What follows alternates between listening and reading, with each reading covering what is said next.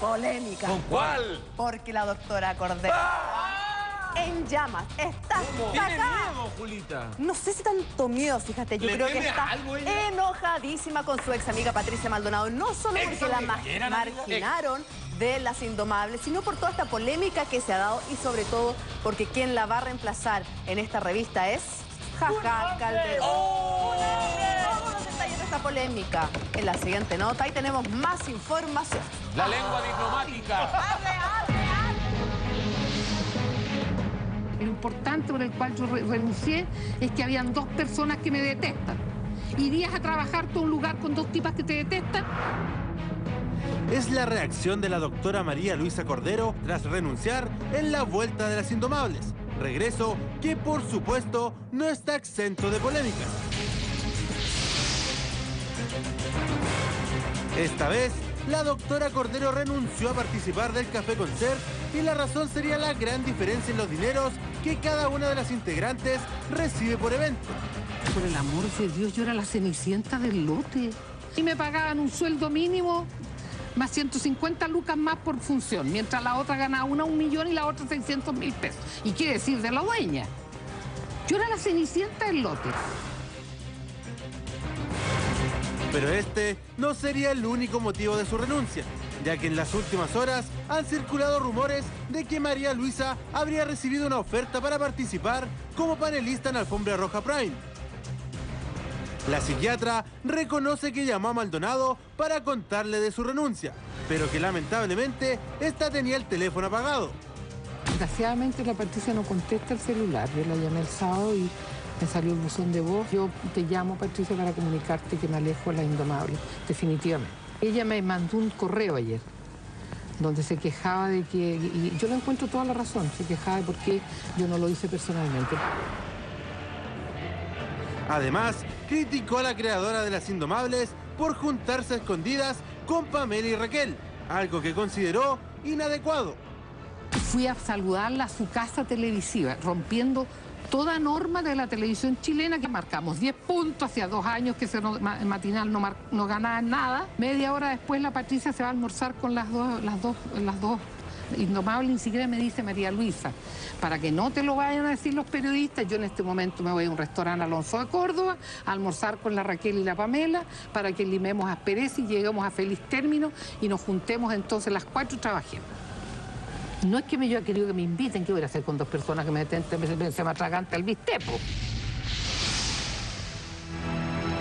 ¿Y quién ocupará el espacio dejado por la doctora? Nada más y nada menos que el comediante Jaja Calderón, caracterizado como ella. Está diciendo cómo está la televisión hoy día. Tú sabes que el otro día la Adriana Barrientos, ¿no es cierto?, amaneció con un chichón en la cabeza. ¿Ya? No sabía si se había pegado la silicona hacia el cuarto cerebro. Creo que hiciste ridículo con sus colocaciones. Y solamente quería darte ese consejo, porque yo licencia no estoy dando. Porque la última vez que di una licencia dije que había usted el loro y parece que no era loro, era el sapo. ¿Será que las nuevas Indomables se quieren reír de su ex compañera? Lo cierto es que este miércoles 24 de abril se reunieron Patricia, Raquel, La Fiera y Jaja Calderón para afinar los últimos detalles de su regreso a los escenarios, en donde este último llegó tapado y sin querer hablar con los medios.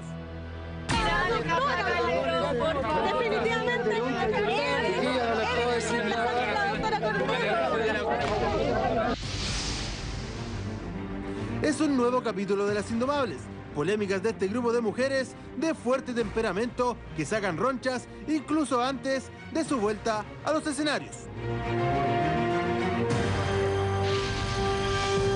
La polémica está desatada. La doctora está preocupada por el debut de Las Indomables con Jaja Calderón ocupando su lugar.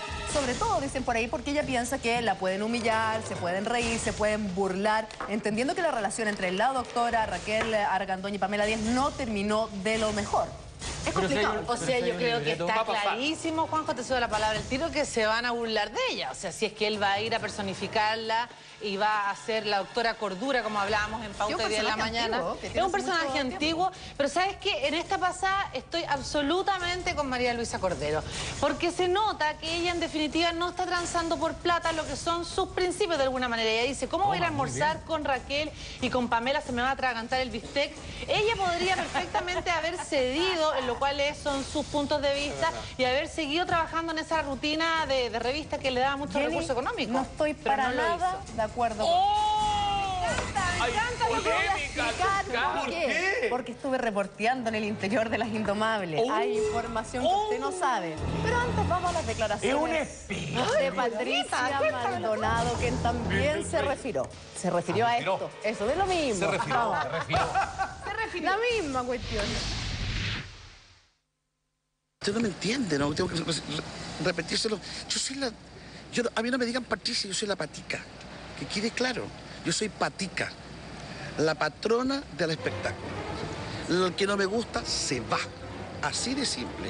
Y si no, le mato a su mamá, a su papá, los pollitos, al perrito, y a la abuela se la desentierro y la vuelvo a matar. Pero no te parecen los dichos de... Me encantan. Y bueno, también eso tiene relación básicamente con lo que pasaba con Renata Bravo, que aseguraba que Patricia Maldonado la había bajado de la conducción de Mucho Gusto. Ahora, pero ella es comadre de una persona que de verdad hacía eso, digamos. Bueno, pero ahí mataba está parodiando... y hacía desaparecer gente. Está parodiando pero no le sale tan divertido a ella, yo creo que ella lo piensa. Pero independiente de eso, yo creo que la doctora Cordero es un personaje. Totalmente. De la tele, ¿no es verdad? Es un personaje. Al mismo tiempo que una profesional, que eso es lo que se agradece. Y por lo tanto, creo yo, claro, yo lo digo de mi tribuna, pues yo no soy la doctora Cordero, pero a mí me parece que ella, lejos de preocuparse o de asustarse, debiera decir, ¿sabes qué? Bueno, no todos tenemos la posibilidad de que haya un perico, en este caso Jajá Calderón, que me imite, que imite mi personaje. ¿Sabes lo que le preocupa? Cuando a ti te imitan, siempre hay burla, siempre hay risa. Lo que pasa con Kramer. Claro, entonces, bueno, eso va a depender de cómo te lo tomes tú. Pero ella tiene que entender, y eso yo creo que es clarito, que es un personaje de la tele. Y los personajes de la tele tienen sus pros y sus contras. ¿Sabes lo que le preocupa a la doctora? Que básicamente se haga humor a partir de ella, de cómo terminó la relación, de esto de que Pamela Díaz no le perdona. Pero que una gran producción. Pero bueno, ella no quiere, pues. Pero hay una gran producción, no encuentro yo, porque si tú ya tenías escrito un libreto con el cual estabas triunfando, ¿vas a tener que volver a rehacer un libreto? No. ¿Cómo lo van a hacer entonces? Porque... ¿Puedo contar algo? Ya, ¿Por qué no me contáis lo que me decir? Porque lo que yo entiendo es que Jajá Calderón va a ser a la pata, o sea, textualmente lo que hacía la doctora Cordero. O sea, lo va a reemplazar. Exacto. No imitar, o sea, imitar pero reemplazando. Va a reemplazar el rol. Entonces no es que se ría de la doctora. Bueno, de repente más de alguna ocasión puede salirle de cómica y el público reaccionar. Pero no es que como que haga se ría de la doctora, sino que ocupa el lugar con su personaje doctora Cordura. Pero para que le funcione va a tener que exagerar cosas como se hace en la imitación. Sí, como la imitación, pero no va, dentro de su libreto no va a tocar a la doctora Cordero. Ah, excelente. Eso, a eso voy, no hay un cambio de libreto. ¿Por qué cambian la onda? Porque yo lo que puedo entender es el quiero y la relación con Pamela Díaz, que todos lo sabemos, lo hemos hablado acá, y los programas Farándula también, que tienen que ver con las declaraciones que la doctora Cordero hace en relación a la hija, Pamela Díaz, etcétera. Pero ¿por qué ese distanciamiento también tan fuerte con Raquel Argandoña? Porque también ha hablado de la hija Raquel Argandoña y del hijo Raquel Argandoña, y situaciones que ha molestado. Acá es una cosa muy simple. Siembra y cosecharás. Claro, de alguna manera, la doctora es una mujer que yo le tengo muchísimo cariño, pero sin filtro. Entonces, siembra viento y cosechas tempestades. Y eso hay gente que no le gusta. Pasa es que sobre todo cuando se entienden códigos de camarín. Es que ese es el problema. La doctora, la verdad es que es un tsunami de honestidad, digamos, y a veces quizás rompe estos códigos del silencio que se producen entre personas, digamos, que más o menos tienen que tenerse respeto y atrincherarse. Pero para mí está arreglado. Y se la cobran, Ahora, para mí está arreglado. Pero yo prefiero que sea como es la doctora Cordero y ojalá hubiera más personas. Todas mienten. ¿Qué dijo anoche Jajá Calderón? Digo, la doctora Cordero, en Mentiras Verdaderas, conversando con Jean-Philippe Cretón. Aquí está. Se arreglan entre ellas. Doctora, ¿qué pasó? ¿Por qué decidió renunciar a Las Indomables? Porque yo no sé, yo te devuelvo a ti la pregunta, no sé si tú irías a un lugar donde de las 3 personas que están ahí, supuestamente 2 no te tragan y no te soportan. O sea, la teoría que ahora hace me más da cuenta sentido que es la de Pamela. ahora me doy cuenta que no me soportan las tres, por los acontecimientos posteriores. Pero ¿y por qué habrá pasado si giraban tanto por el sur, por el norte, con mucho éxito? No, pero eso se terminó, pues hombre, esa es una etapa que se terminó, nosotros terminamos guateando. Fuimos a Rancagua y tuvimos 150 entradas vendidas. Y después hicimos unas presentaciones en Santiago con venta a empresas, a la oficina PF y a la en Chile. Y un centro de padres del Santiago College. ¿Cómo quedó su relación con la Pati? Yo creo que está atravesada por conflicto porque a mí no me gusta, o sea, me da cosa ser tan elevada y tan comprensiva con mis adversarios y mis detractores. Pero yo sí le reconozco a la Patricia que no fue la mejor manera que yo tuve para renunciar. Pero también yo le pido a ella comprensión, porque el mismo gesto impulsivo que yo tuve de ir a saludar la Mega, que me significó la posibilidad de ser echada al Canal 13, que fui al matinal de Mega a ofrecerle mi afecto y mi... ¿Qué fecha es esto más o menos? ¿Se recuerda? 2 viernes atrás. Ya. ¿Ya? Ya, recién. Entonces, yo no le preocupo, yo los viernes no trabajo en el matinal Bienvenido al Canal 3, agarré las de Villa Diego y partí para Mega. Y me dejaron, yo me había puesto de acuerdo con la periodista, nadie sabía. Y ella se encargó de hablar con los estrategas arriba y yo aparecí intempestivamente en el set del Mucho Gusto. Y entonces yo le dije a la Patricia que, si bien es cierto, yo no estaba desdiciéndome de mi tesis, de que yo soy más afín a mis convicciones. Yo soy una persona que le hago mucho más caso a mis convicciones que a mis afectos, yo lo sé. No soy esquizofrénica, no soy autista, no tengo un Asperger, no me he pegado en la cabeza, no me ha pasado nada. Soy yo nomás. O sea, bueno, eso está en el carácter anancástico, el cierto rigor y afecto a tus convicciones. O sea, tus convicciones y los afectos secundarios. Pero su convicción para cuando renunciar. yo fui donde la Patricia, le dije, no creas que estoy desdiciéndome de mis convicciones, pero el peso de la gratitud me venció mis convicciones y aquí estoy. Entonces ella, que es la Patricia es una mujer que entiende muy bien la faramalla y los paradigmas de la televisión, ella me hizo jurar en una Biblia que yo nunca más iba a hacer lengua suelta y boquiloca.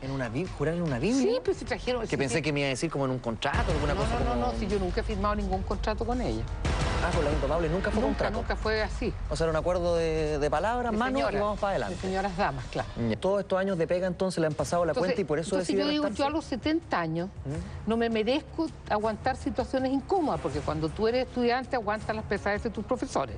Cuando tú llegas a la universidad aguantas las pesadeces de algunos que no te tenían buena barra, porque los seres humanos somos barreros. Sí. Todos los que me están escuchando esta noche saben las cosas que pasaron cuando uno le cae mal a un profesor. Te ponía malas notas, te hacía más interrogaciones. Después de los trabajos tú te tienes que aguantar de repente a un jefe que es más tonto que tú.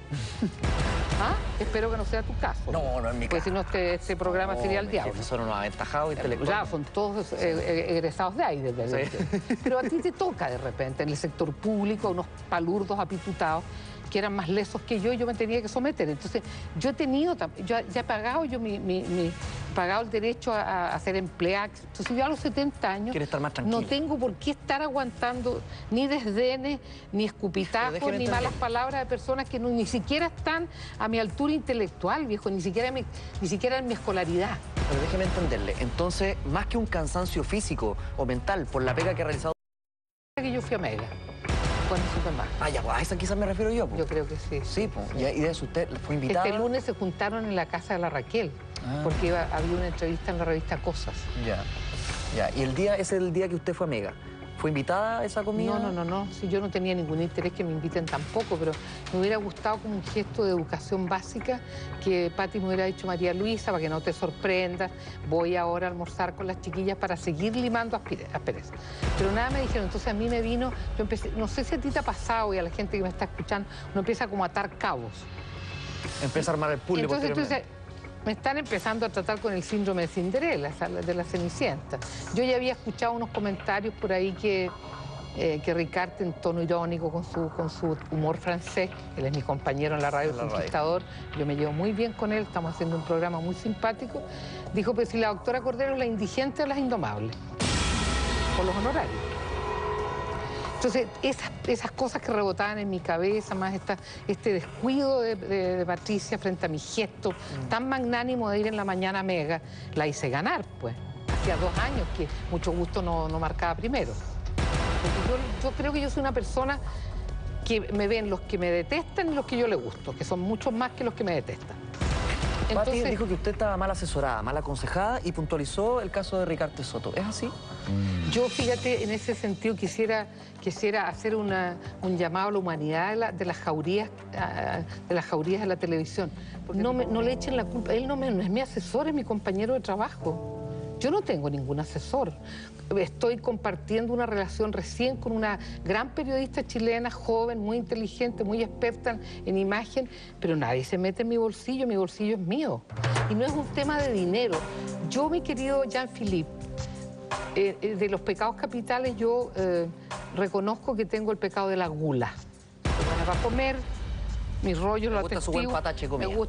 Me encantaría ir a comer un buen pernil a la Piojera, con su buen terremoto. También, me encantan los pasteles, las tortas, soy capaz de comerme un sanenú de una sentada y después estar 3 días sin ir al baño, porque tú sabes que hace tiqué. Pero para eso tenemos las bolocos. ¿Me entendí? Claro, las bolocos tienen los activos y todas esas cuestiones que uno después queda como llave, como río. Tiene que andar con pañales, pero bueno. ¿Quién de las 2 bolocos le cae mejor? Así ya al margen. Ninguna de las 2 me cae mal, pero encuentro que nosotros tenemos como una especie de veneración por la cebolla en escabeche, que es la Cecilia Boloco. Bueno, la cebolla en escabeche, porque salió Miss Universo en el 87, pues viejo. Porque se está flaquita, muy flaca para mi gusto, pero se mantiene bien. Yo sé que va a ser una barbaridad y que en Twitter ya está la vieja hocicón. Pero yo siempre tuve la sensación que fue una Reilín de la CIA con Pinochet. Desde los mismos días que eligieron a la Cecilia Miss Universo, fue la matanza ahí en Las Condes, pues, de un grupo de miristas en una casa. Lavada de imagen, pues. Chile es un país tan dulce, tan estable, tan fantástico, que hasta tiene Miss. Nunca se me ha quitado eso en la cabeza. Primera vez que lo digo en público. Ahí estaba la doctora Cordero, tremendamente honesta anoche en Mentiras Verdaderas, hablando de su salida de Las Indomables, por qué renuncia, de qué manera renuncia y toda esta pelea que hay. Y efectivamente yo, si algo le consuela a la doctora Cordero, ya a los 70 años uno puede darse el lujo de decir, si no me quieren, si me van a hacer la vida imposible en todas las presentaciones a lo largo de Chile, es mejor claramente no estar. Ahora, no es ni más ni menos que las otras. Exacto. El tema de la plata, bueno, yo creo que básicamente cada uno negocia como puede. Lógico. Hay gente que vale más que otros por la cantidad de polémicas que puede armar y que puede atraer público al espectáculo, eso es cierto, pero convengamos algo, doctora Cordero, todas las que estaban ahí ganaron una cantidad de plata impactante. Así que Cenicienta. No, claro, pero no creo. Lo que pasa es que yo creo que habla de las hermanastras malas. Como que le hacen bullying, así como las hermanas feas, perdón, de la familia, que de alguna manera a la que tiene un cierto talento que no le dejan brillar con luz propia, nada más. Igual, y eso es cierto. Igual la última repasada que se manda cuando dice, bueno, pero es que al final Las Indomables no las iba a ver nadie, terminamos con 100 personas. Pero si eso es verdad. Pero también como que sale... Pero es una realidad, Jenny. ¿Tú estabas agotado también o no? Al final no la veía nadie. No, dice la se trapicó la Julia. Brazo izquierdo arriba. Tengo tantas cosas que contar. A ver, el brazo izquierdo arriba, no te hagas la Pati Maldonado. Pégale quieto en el pechito. Oye, pero sí es cierto. La doctora dice la verdad. Si al final, finalmente, hay un punto, estaban guateando. Y sobre todo cuando Pamela Díaz deja La Indomable y asume a Adriana Barrientos, ya no estaban con el mismo nivel de público, de polémica, de generar, en fin. Ahora, hay otro punto que dicen que la doctora Cordero se habría bajado, no precisamente porque que la Pamela Díaz no la perdonó y la Raquel Candoña tiene mala onda, y ahora Patricia Maldonado también, sino porque le habrían ofrecido quedarse en la alfombra roja Prime. ¿Sabes por qué? Porque justamente había un guapo abogado, Carlos Durán, que ya no sigue en la alfombra roja Prime. Hoy está con nosotros, Carlos Durán. Gracias, Carlitos, por estar acá. ¿Cómo está, Carlitos? Muy bien. ¿Qué pasó? ¿El ceniciento de la alfombra roja Prime? ¿Ya no está más en la alfombra roja? No, la verdad es que... Anduvo guateando. Cuente la verdad, cuente la verdad. Así como me llamó el director técnico del equipo y me dijo que tenía que hacer algunos Unas modificaciones que son completamente entendibles, que yo las entiendo por la dinámica que yo vivía ahí adentro y todo, le encuentro razón. Y dentro de esas modificaciones dicen que estaría ingresando a jugar este partido, como usted habla del director técnico, precisamente la doctora Cordero. Sí, entraría la doctora Cordero, que estuvo la semana pasada como invitada y es antigua compañera de labores de Eduardo Fuentes. Y la jerga futbolística, aprovechando, ¿tú crees que ella cumplió bien en la cancha? Yo creo que sí. Yo creo que ella en todas las canchas cumple porque es bastante versátil y ella en sí misma es un personaje que da mucho, digamos. O sea, hay mucho para sacarle y por muchas aristas además. Y a propósito de lo que ustedes están conversando, creo que la gran diferencia de la doctora Cordero con el resto de las Indomables es su espalda académica, digamos. Ella tiene un peso académico completamente distinto que la hace inmediatamente poder apretar botones y navegar. Se separa bastante del resto. Tiene un lenguaje que es impactante. Ahora, el punto que toda esta pelea, finalmente, entre las Indomables, que por minutos parece una pelea de niñas de séptimo básico, porque el nivel de los argumentos empieza a descender a un nivel que uno dice, ¿de qué estamos hablando? Pero finalmente en toda esta pelea de la renuncia de la doctora Cordero con Patricia Maldonado, también Patricia Maldonado está quedando como la tirana de la farándula, como la patrona del mal de la farándula. Y es más, ella juega un poco con esto porque además esta semana fue Renata Bravo quien estaba compitiendo, quien estaba en la terna para quedarse en la conducción de Mucho Gusto a un late. Y en este late, Renata Bravo, que tampoco tiene pelo en la lengua, contó que no quedó conduciendo ese matinal con Lucho Jara por culpa de Patricia Maldonado. Patricia Maldonado la habría vetado y todo, porque recordemos que Renata en algún tiempo imitaba a Patricia Maldonado, imitación que no le gustaba nada a la cantante. ¿Será Patricia Maldonado una mujer con poder en la televisión chilena y en nuestra farándula? Bueno, ponga atención a la siguiente nota.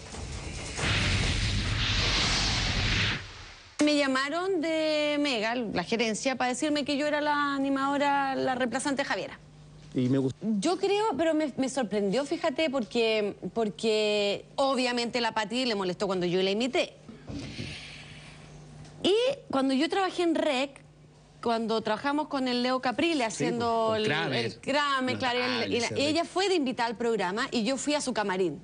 Golpeé la puerta y salió su marido, Jorge, y le digo, pucha, me gustaría hablar con la Pati. Como viene de invitar al programa que yo estoy hoy día conduciendo, me encantaría conversar con ella, a ver si tiene algún problema conmigo, para que me limemos pereza. Y sale la Pati y me dice, Renata, esto es la televisión, todo bien contigo, tú haz tu personaje, yo hago el mío, todo bien. Ah, buena onda, Pati. No, pero me dijo, mira, Renata, bravo, esta es televisión, toda tu cosa que yo hago la mía. Ay, todo bien. No, nada de bravo, si no la quiero imitar nunca más en mi vida. Bueno, y entonces yo creí que estaba todo zanjado, po. O sea, de hecho a mí me cae la raja la Pati, que eso es lo peor. Me cae súper bien. Súper simpática, po. Entonces... ¿Esto fue un rumor o te contaron de buena fuente? Los mismos que me contrataron. Claro, que la Pati había dicho que no trabajaba conmigo. ¿Ya estuviste como a punto? Claro, pues si yo partía, porque todo esto fue una semana y yo partía en marzo y esto fue el final de febrero. O sea, los mismos que la querían contratar le dijeron que Patricia Maldonado mandó a decir que no trabajaba con ella.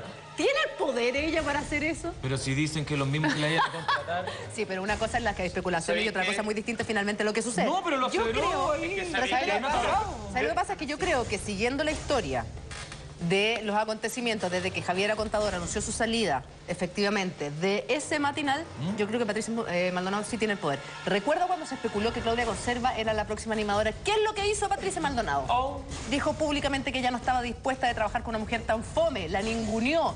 Sí, trapeó con ella, efectivamente. ¿Y qué pasó? Claudia Conserva se va a TVN y no a Mucho Gusto, en donde estaba casi lista ya. Mira, hablábamos delante en reunión de pauta de que existen rostros en la televisión, que a mí me sorprendió que todos sacan ejemplos que pueden ser capaces de vetar a alguien dentro de sus paneles, animadores animadores que dicen con este sí, con este no. Tema que estoy en absoluto desacuerdo. Jenny, pero me vas a decir que en los años que llevas de trayectoria, ¿no sabías eso? Yo sé que hay gente que de repente puede querer no trabajar con ellos, pero que los ejecutivos lleguen a respaldar a un animador para vetar a alguien que ya estaba cocinado, como dice Renata Bravo, una semana antes, me parece extraño.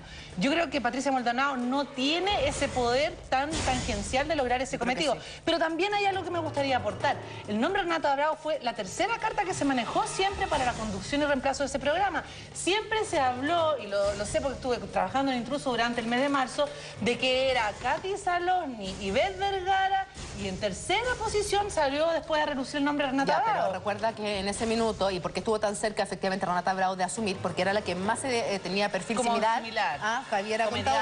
Por otro lado, Katy Saloni seguía con contrato de gente TVN y Mega no quería levantar un rostro. Tenía que ella terminar su relación contractual, lo que era muy difícil. Yo sí le creo a Renata Bravo y yo sí creo que Patricia Maldonado es una mujer tremendamente poderosa, sobre todo con la nueva administración, en donde se produjo un desorden durante algún tiempo, en donde no estaban las ideas claras, no estaban los jefes claros. Oye, y a río revuelto, ganancia de pescadores. Sí, es que sabes que yo creo que quizá hay que separar algo, pero que los resultados claramente son los mismos. No es que decida, pero sí tiene un grado de influencia tan grande que ellos, los ejecutivos, para cuidarla, para que esté cómoda, para que siga siendo ella, obviamente le colocan a los personajes que a ella le acomodan y le sacan a aquellos que le traigan cierta urticaria. Puede tener cierta influencia. La inversión al final es el rostro. Por eso, la inversión para el canal y el gasto está en el rostro grande y por lo tanto lo otro... Además, ¿qué es lo atractivo? Mucho gusto. ¿Qué es lo atractivo? Pati Maldonado. La escenografía, ¿vos? Ah. No tengo ni idea porque yo veo mañanero cuando... Pero Patricia Maldonado, si no está Patricia Maldonado, Lucho, yo lo adoro, es entretenidísimo, pero sin prejuicio que no tengo por qué no creerle a la Renata Bravo, todo lo contrario. A mí no me consta tampoco que lo que a ella le dijeron sea lo correcto. Exactamente. Porque muchas veces en buen chileno tú puedes sacar las castañas con la mano al gato. Sí, o sea, responsabilizar a terceros por una decisión tuya. Además, que según lo que se sabe, un poco lo que uno ha reporteado, se hizo un estudio, digamos, a nivel de imagen, de cuál de los rostros que se estaban tentando para este trío de animadoras era la que comercialmente tenía más posibilidades de vender sponsor, digamos, piso dentro del programa, y en ese caso Katy Saloni fue la que salió ganadora. Pero de una polémica vamos a pasar a otra polémica, y acá necesitamos la opinión experta de Carlos Durán, porque se trata de una pensión alimenticia y de un famoso que podría terminar en la cárcel por no pago de pensión alimenticia. ¿Se acuerdan del ganador de talento chileno Claudio Valdés, más conocido como el Gitano? Claro, por efectivamente. supuesto. Él hace algún tiempo mantuvo una relación con una mujer del sur de nuestro país. De esa relación nació un pequeño niño que cuando nosotros en Intruso le fuimos a preguntar al Gitano, él aseguró que iba a reconocer porque él se había criado sin padre y él quería darle lo mejor a ese niño. En fin, la situación no ha sido así. El Gitano no ha aparecido, no ha pagado un centavo y finalmente arriesga cárcel. Y todos los detalles se las siguen.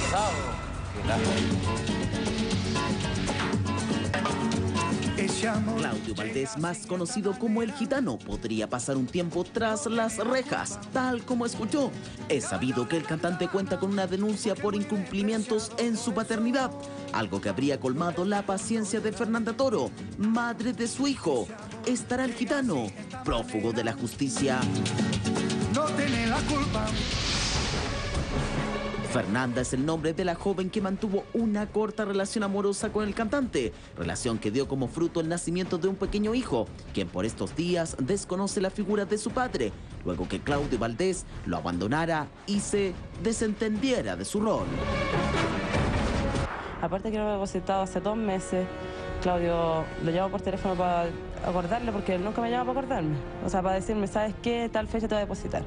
Sino que me dice, no, mañana te deposito, voy a revisar, nada.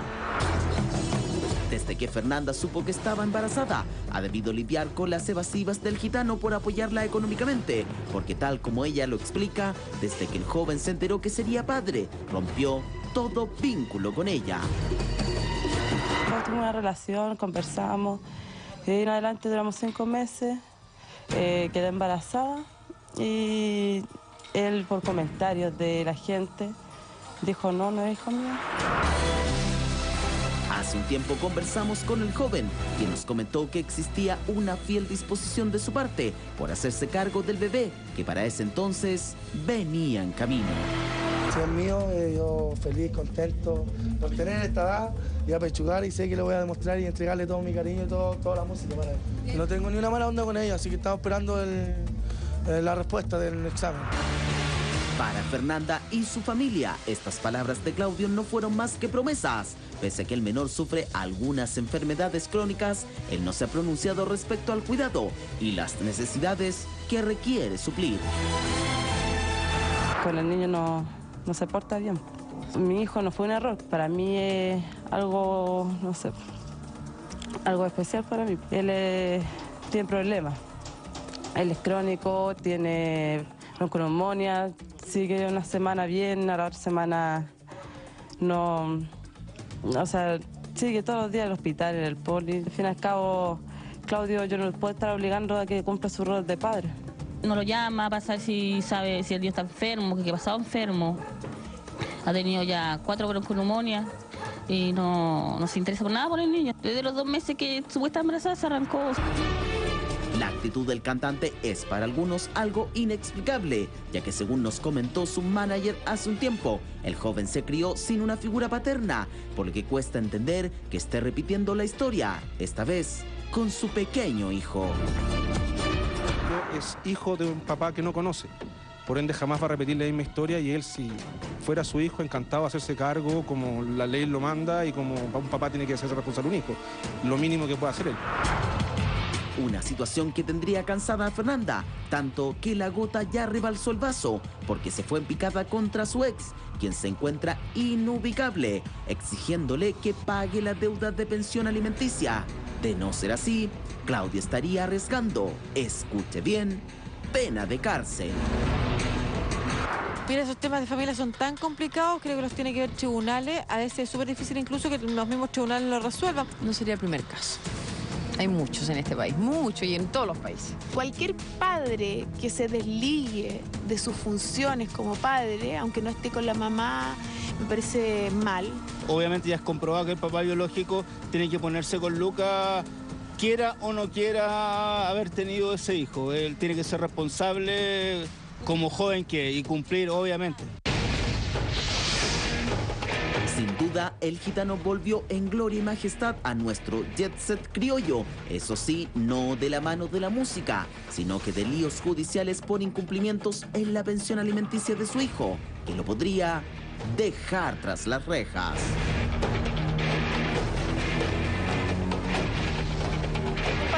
Bastante complejo para el gitano, efectivamente, porque ya está comprobado que este pequeño es su hijo y que no ha dado ni un peso para la pensión alimenticia. Y ahora, ¿a qué se arriesga el gitano, Carlos?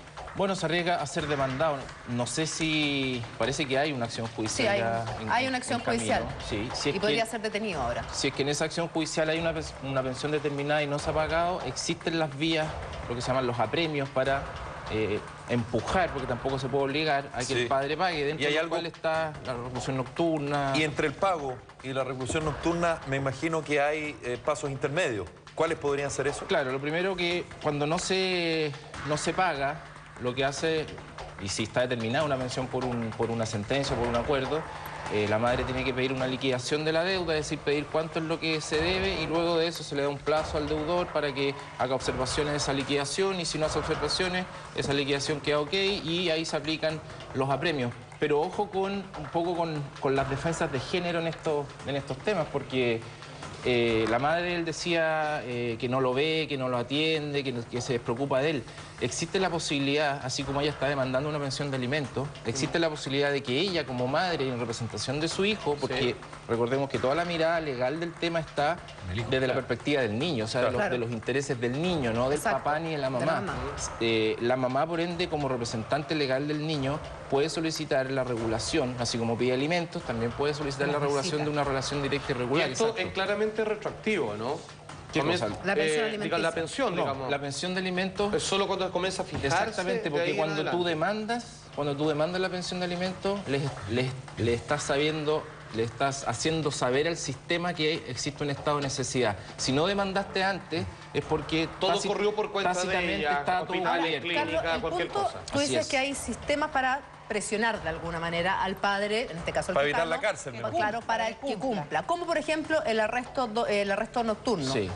¿Cuánto tiempo puede pasar una persona o un padre? Porque vemos también el caso de un famoso cirujano que ha ido en reiteradas oportunidades a arresto nocturno y insiste con no pagar la deuda. Sí, ahí, bueno, se aplica en una primera etapa por 15 días, luego se puede repetir por 15 días, no existe un límite, incluso puede pasar después de que el tribunal ya ha visto... puede ser claro, por se puede un transformar año. pero se puede transformar en reclusión nocturna a una reclusión permanente. Se podría transformar en una reclusión tiempo tiene que pasar? a tiempo completo. Porque me imagino que los papitos corazón conocen esto de resquicios legales y juegan con esa... Sí, por lo general, después de la segunda reclusión nocturna, los abogados ya le dicen a sus clientes, mira, ya anda pagando porque ya aquí la cosa se va a poner más complicada. ¿Por qué? Porque ahí caen a la cárcel directamente. Podría ya haber un tema de día completo, de jornada completa. Porque hay otros apremios también, existe... Perdona, cuando decís jornada completa es la cárcel. Claro, sí. Ahora, no es cárcel propiamente tal porque no es prisión, no es consecuencia de un delito, por lo tanto, la prisión como consecuencia de un delito está ligada a que tú estés en determinado lugar y tengas que cumplir determinadas conductas. ¿Y dónde iría? Que aquí es distinto. Aquí por lo general van algunos anexos carcelarios que tienen un tratamiento... O sea, no van a la peni. No, como ex capuchinos, digamos. Por ejemplo, como lo fue Capuchino en una época para los delitos económicos. Aquí en Santiago, la Capitán Llaver, la típica... o sea, tienen beneficio. Entre comillas, beneficio porque... O sea, no es tratado como un criminal. Claro, exacto. Sino como una falta. Tiene un trato un poco diferente porque... Bueno, internacionalmente y en Chile, expresamente por tratados internacionales firmados, no puede existir presión por deuda. O sea, nadie puede ir a la cárcel por deber plata, aunque tú debas millones y millones de dólares, pero no puedes deber plata. Sin embargo, hay algunas excepciones, como el caso de las pensiones de alimentos no pagadas, que la ley hace un poco de vista gorda porque hay otros intereses superiores que se están cuidando, que es la alimentación de un niño, por ejemplo, de un menor. Entonces, permite estos apremios y las restricciones de libertad. Como es una restricción de libertad que va un poco en contra de la marea de los estándares internacionales, se trata que sea un poquito más suave. ¿Qué pasa si en este caso, bueno, vemos que Fernanda Toro está preocupada, esta joven tanquina, necesita la plata para mantener a su pequeño, su hijo ha estado enfermo, no solo no cuenta con la presencia del gitano que le ayude en la educación de su pequeño, sino tampoco tiene la plata para poder hacerlo. Y de su bolsillo... En este caso, por ejemplo, puede ser que el gitano diga, ¿sabes qué? Yo gané el programa Talento Chileno, tuve muchas pegas, pero hace 1 año, 2 años que estoy cesante y no tengo plata, no tengo cómo responder frente a esto. Claro, ¿puede zafar legalmente? No, nunca va a zafar legalmente la obligación se va a ir acumulando, se van a poder ir haciendo nuevas liquidaciones. O sea, tenga o no tenga trabajo, da lo mismo. Tenga o no tenga. Está obligado a buscar pega. Sí, lo que sí los tribunales están facultados, el juez de familia está facultado... ¿De aplicar algún criterio? De aplicar algún criterio exactamente y ver que si una persona, te pongo un caso extremo, está, por ejemplo, internado en un psiquiátrico, claro. En una clínica. Ahora, y por lo tanto podría ser que, por ejemplo, si él boleteara y que claramente, digamos, el Servicio de Impuestos Internos está al tanto de lo que gana, es de sacarle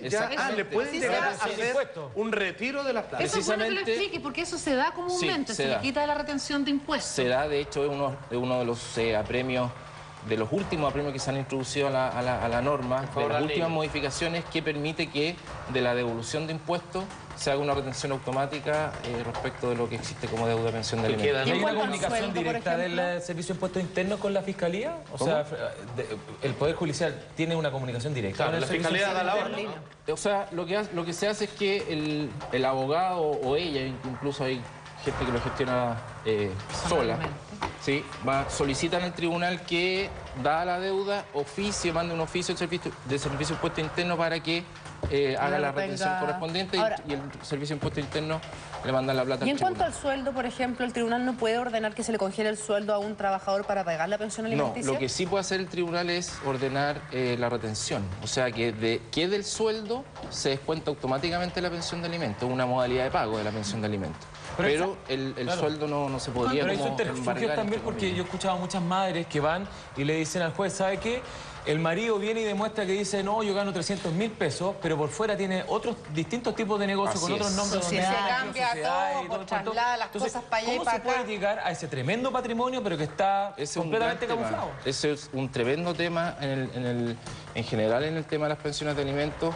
está sancionado en la ley incluso como delito para quien oculta patrimonio o distrae patrimonio o terceras personas que ayudan a través de sociedad y todo a ocultar patrimonio. Ahora, ahí tienes que comprobar que estás distrayendo patrimonio. Hay que comprobarlo. Porque tú puedes decir, no, perdón, yo armé una sociedad con mi sobrino, con mi mamá y con un amigo. No es para no pagar la pensión, Claro. es porque yo quería armar más sociedades. No, y más lejos todavía, Felipe, hay gente que ni siquiera opera a través de sociedades, sino que opera a través derechamente de terceras personas. Claro. O sea, pones bienes a nombre de terceras personas, o bien haces trabajo en donde no dejas ninguna huella, no das boleta. Entonces, y en ese caso, para el tribunal el criterio también para evitar corre embargos, por ejemplo. para algo que es evidente para todos y es que está eludiendo platas personales y pasándose a la otra gente. Corre, y los jueces de familia fallan con un sistema de justicia en su cabeza que se llama la sana crítica, es decir, tienen un criterio bastante más amplio y no se tienen que regir como un juez civil que tiene que regirse a los papeles que tiene enfrente, sino que el juez de familia puede aplicar un criterio un poquito más Hacen amplio. abuso de lo que está haciendo para eludir pagar. Sí, claro. Sí, Carlos,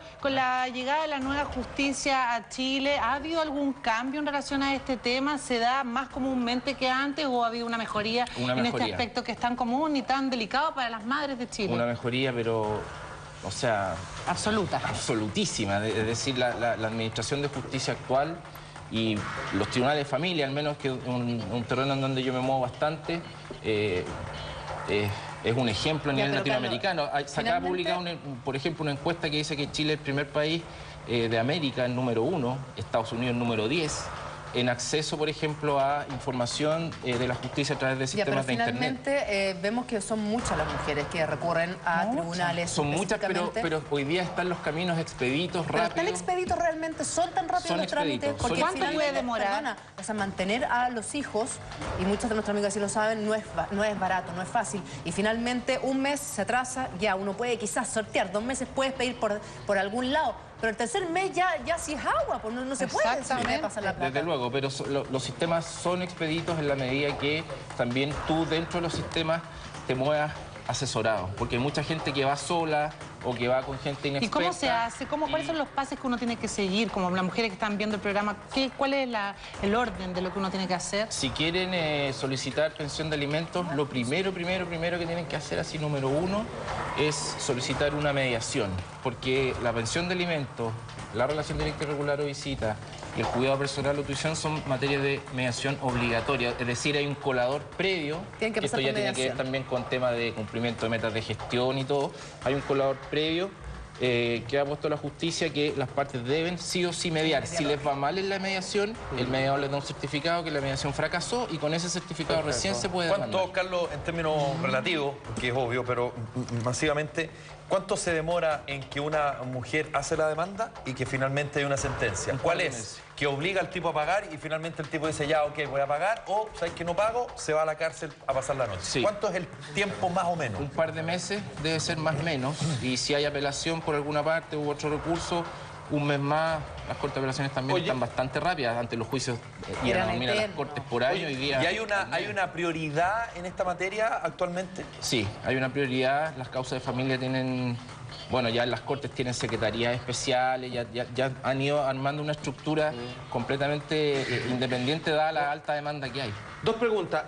¿Cuánto es lo máximo que está obligado a entregar, digamos, el padre? Tengo entendido que creo que hasta el 50%. Así es. Y si es que se arreglan a la buena y él entrega esta plata, y hágase usted de cuenta que tienen otra pelea, madre y padre, y él dice, ¿sabe qué? No me ha entregado nada, porque obviamente al estar arreglado en la buena no hay ningún tipo de papel, digamos, que certifique que la entrega de los dineros han sido correcta. Sí. ¿Cómo se hace ahí? Eso es tremendamente importante. Un recibo. Juan Andrés, porque pese a que haya acuerdo, muchas veces las partes creen que, si tenemos acuerdo, así que yo le deposito en la cuenta corriente de... Todo de buena fe. Claro. O le paso en efectivo. Claro, pero ahí, o le paso en efectivo, que ya, pero cero huella de nada. De que hubo transacción de algo ahí. O le pago algo directo. Aunque haya acuerdo, o por mucho acuerdo que haya, y por muy buena onda que haya, siempre es importante regularlo en una escritura. Esa escritura de acuerdo, que va a ser de donde las partes se van a haber puesto de acuerdo, se pasa por un tribunal, el tribunal la autoriza, o sea, ve que se cumpla con los estándares mínimos y al ser autorizado por el tribunal tiene el mismo efecto que una sentencia. Por lo tanto, si ese padre no cumple, aunque haya buena onda y todo, igual se puede ir. O sea, tu consejo finalmente es que cuando uno se separa o hay un divorcio, siempre quede todo por escrito, sí, no sea todo a la buena. Porque hay muchas mujeres que de verdad pensamos que ¿para qué? Si nos llevamos bien, meter abogados, va a ser todo enredado, finalmente vamos a terminar peleados. Uno lo hace de repente por miedo, por eso ¿sabes qué? Saltémonos esta etapa, si finalmente ¿para qué pelearnos si a mí me interesa que sea buena onda toda esta situación que ya es bastante compleja? Carlos, ¿cómo se hace si es que un papá paga su pensión como corresponde, está al día, pero no puede ver a sus hijos? Yo sé que con el proyecto de detención compartida la cosa cambia, pero actualmente, ¿cómo funciona eso y cómo se puede solucionar y a dónde uno puede recurrir? Y teniendo el permiso de verlo. Exactamente. Además, claro. Si eso sucede, lo que tiene que hacer ese papá es solicitar una mediación. Luego de pasar por esa mediación, va a poder demandar esto en un tribunal de familia y el tribunal de familia no le quepa duda, y aquí también ojo con las defensas de género invertidas, digamos, de que estos padres victimizados y estos padres que no podemos ver a los niños.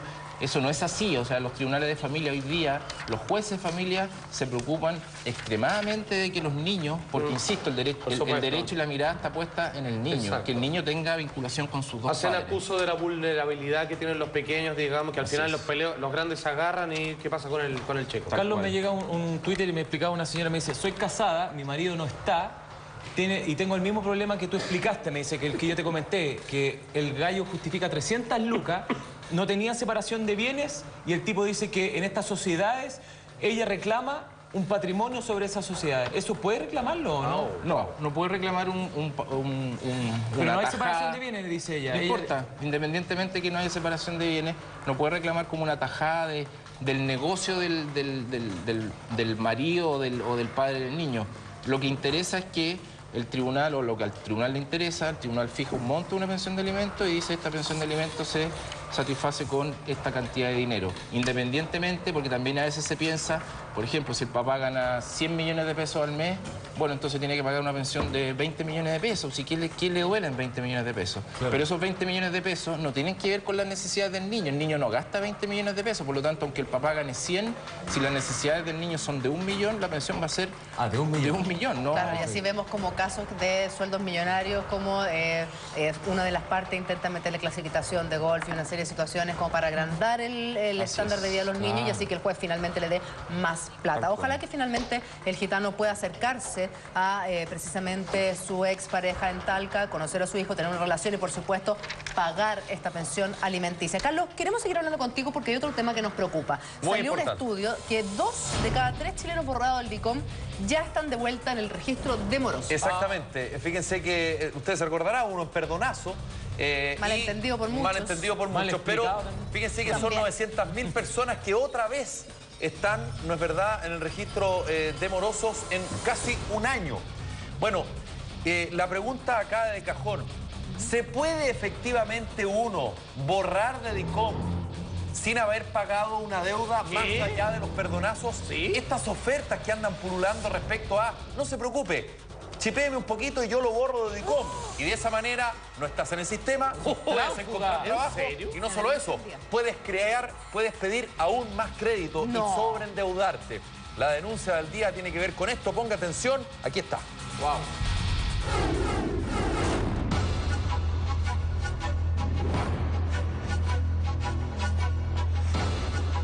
Más de 900.000 personas creció el número de morosos en nuestro país, donde la cifra pasó de 1.390.000 consumidores endeudados a 2.300.000. Situación preocupante si se toma en consideración que en marzo del año pasado se llevó a cabo el famoso perdonazo de DICOM, donde varias personas quedaron sin antecedentes en una de las listas más temidas por los chilenos.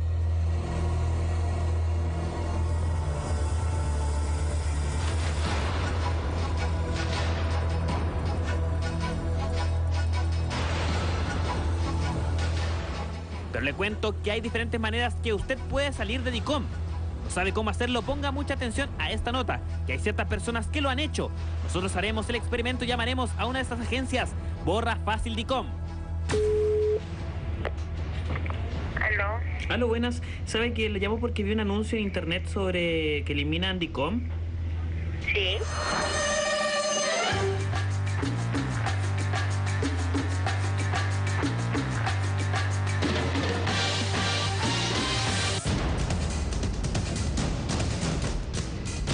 cuento que luego del perdonazo, 2 de 3 personas que fueron liberadas de DICOM volvieron a ingresar a este sistema que muchos consideran como una limitante para actividades de tipo económica. Conocimos el caso de una persona quien hace algún tiempo quiso salir de DICOM de manera sencilla, ingresando a un sitio en internet, y llamó a estos ejecutivos que sin antecedentes, se supone, borran de inmediato, pero él fue víctima de una estafa. Bueno, la verdad es que quise salir de DICOM, para esto me pedían pagar algunas deudas que tenía y ninguna banco, ninguna institución financiera me prestó dinero, pues tuve que acudir a un particular que busqué el aviso en internet, a sabiendas de que podría ser una estafa, pero la necesidad tiene cara de hereje, así es que lo contacté, le pedí, me dio todos los datos, le dije cuánto dinero necesitaba, él me dijo que con un monto tanto, ¿cierto? Un monto X, él podía comenzar a hacer todos los trámites para hacer el crédito. Para que usted vea, hay muchas personas que se aprovechan ante la necesidad de otras con estas ofertas tan atractivas como eliminar de forma inmediata el DICOM. Mire, sin antecedentes, sin documentos, solo con el RUT. Hicimos el experimento y llamamos. ¿Aló? ¿Cómo está? Mire, sé que llamo porque vi un anuncio en internet sobre que se eliminan DICOM de manera fácil. ¿Para la eliminación de DICOM? Sí, justamente. ¿Ya? Le puedo hacer una consulta, ¿cómo se puede hacer? Porque tengo una deuda con una universidad y me gustaría poder eliminar el del DICOM, que me sacaran del boletín comercial. Mira, yo necesito el certificado, y ese certificado viene tu RUT, así que yo con el RUT reviso el sistema de poder judicial si hay o no hay demanda. Ah, tú solamente con mi RUT puedes trabajar. Claro, pero necesito el certificado, porque yo no puedo sacar ese, porque es exclusivo, lo puede sacar el titular. Le hago una consulta. ¿Cómo puedo hacerlo para poder eliminar mi DICOM? ¿Qué antecedentes tengo que entregar a usted para poder realizar este trabajo? Lo principal es un certificado de DICOM al día. ¿Ya? Ya, y ahí ver, digamos, de qué se trata la deuda del sistema.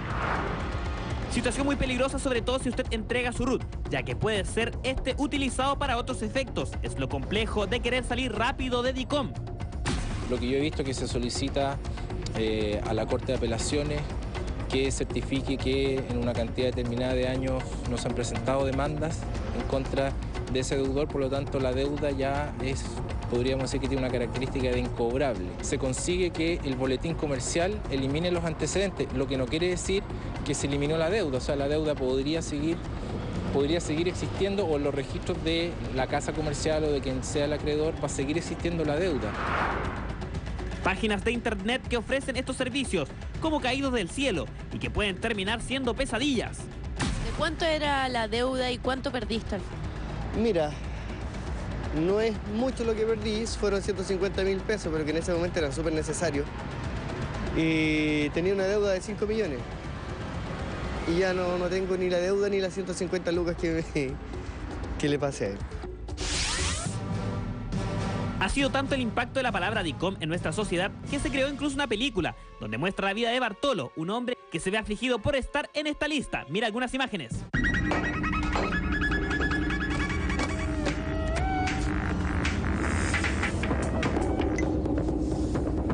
Sí, estamos todos en DICOM, hay varios que estamos en DICOM. Sí, estamos todos en DICOM con la película, así que esperamos salir después de que la estrenen. Pero ojo que el promedio de la deuda llevado a género se enfoca principalmente en las mujeres, donde cerca de 1.156.000, mientras que los hombres suman 1.143.000. ¿Será por un tema de consumismo? Entonces, en ese proceso de reingreso de personas que estuvieron en el borronazo y que están ahora como deudores morosos a marzo del 2013, hay una mayor proporción de mujeres. O sea, mujeres que fueron borradas por esta ley han ingresado con más rapidez que los hombres a volver a estar morosos en el sistema. Cuando uno mira la deuda en mora de hombres, es el doble del monto de la deuda en mora en mujeres. O sea, las mujeres en número son más que los hombres, pero en promedio de deuda, los hombres tienen una mayor deuda que las mujeres. Aumento de número de morosos en DICOM, situación que lleva a buscar diferentes alternativas para salir de esta lista y muchas veces caer en casos como el de Etiel Moya, quien por buscar ayuda en internet terminó siendo estafado. Así que ya lo sabe, lo más conveniente es tomar las precauciones antes de endeudarse y pagar cuando corresponde. Ya están con con nosotros también don Iván Arena. ¡Bravo!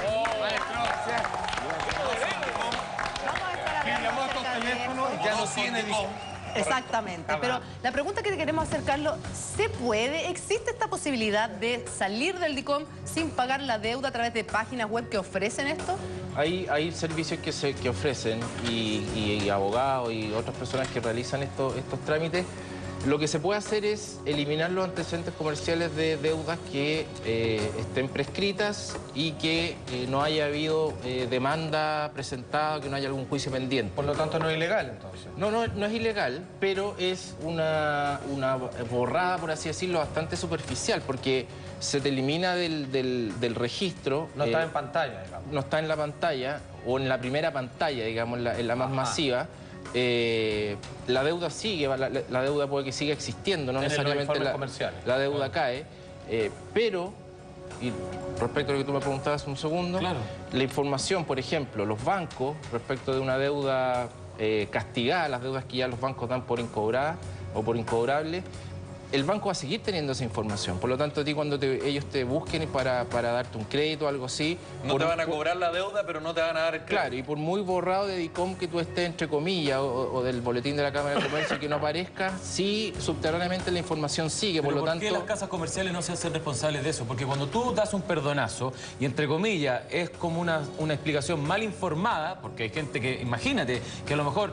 No sé si era una falta de educación o no pusieron la atención suficiente, pero entendieron algo que los perjudicó de entrada. Entonces van a una casa comercial nuevamente diciendo como, no sé, es que me perdonaron todo, ahora no tengo deuda, voy de nuevo y me encalillo. ¿Cómo la casa comercial no es responsable o la misma identidad que da el perdonazo les dice, oye, pongan atención, estamos ayudando a la gente, no los vuelvan a perjudicar? Es que acuérdate que no existe la deuda consolidada. Claro, las casas comerciales funcionan por un carril y las instituciones bancarias funcionan por otro carril. Pero cuando tú das un perdonazo, por lo menos mejora la situación. Claro, pero está bien, pero eso ahí es donde se cruza información y por eso las casas comerciales se protegen por una parte y también los clientes mal informados abusan también de eso, ¿no es verdad? Y tratan de...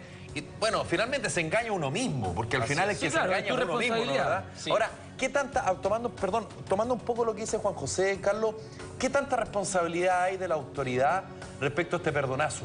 Porque en este estudio de la Universidad San Sebastián se dice, ¿no es verdad?, y quien está a cargo del estudio, que mucha gente creyó que no iba a pagar más la deuda. Claro, que se borraba la deuda. Que se borraba la deuda. Por eso asume otro riesgo. Claro, ¿qué tanto hay de responsabilidad en la información o aquí tú definitivamente crees que hay la pillería del chileno?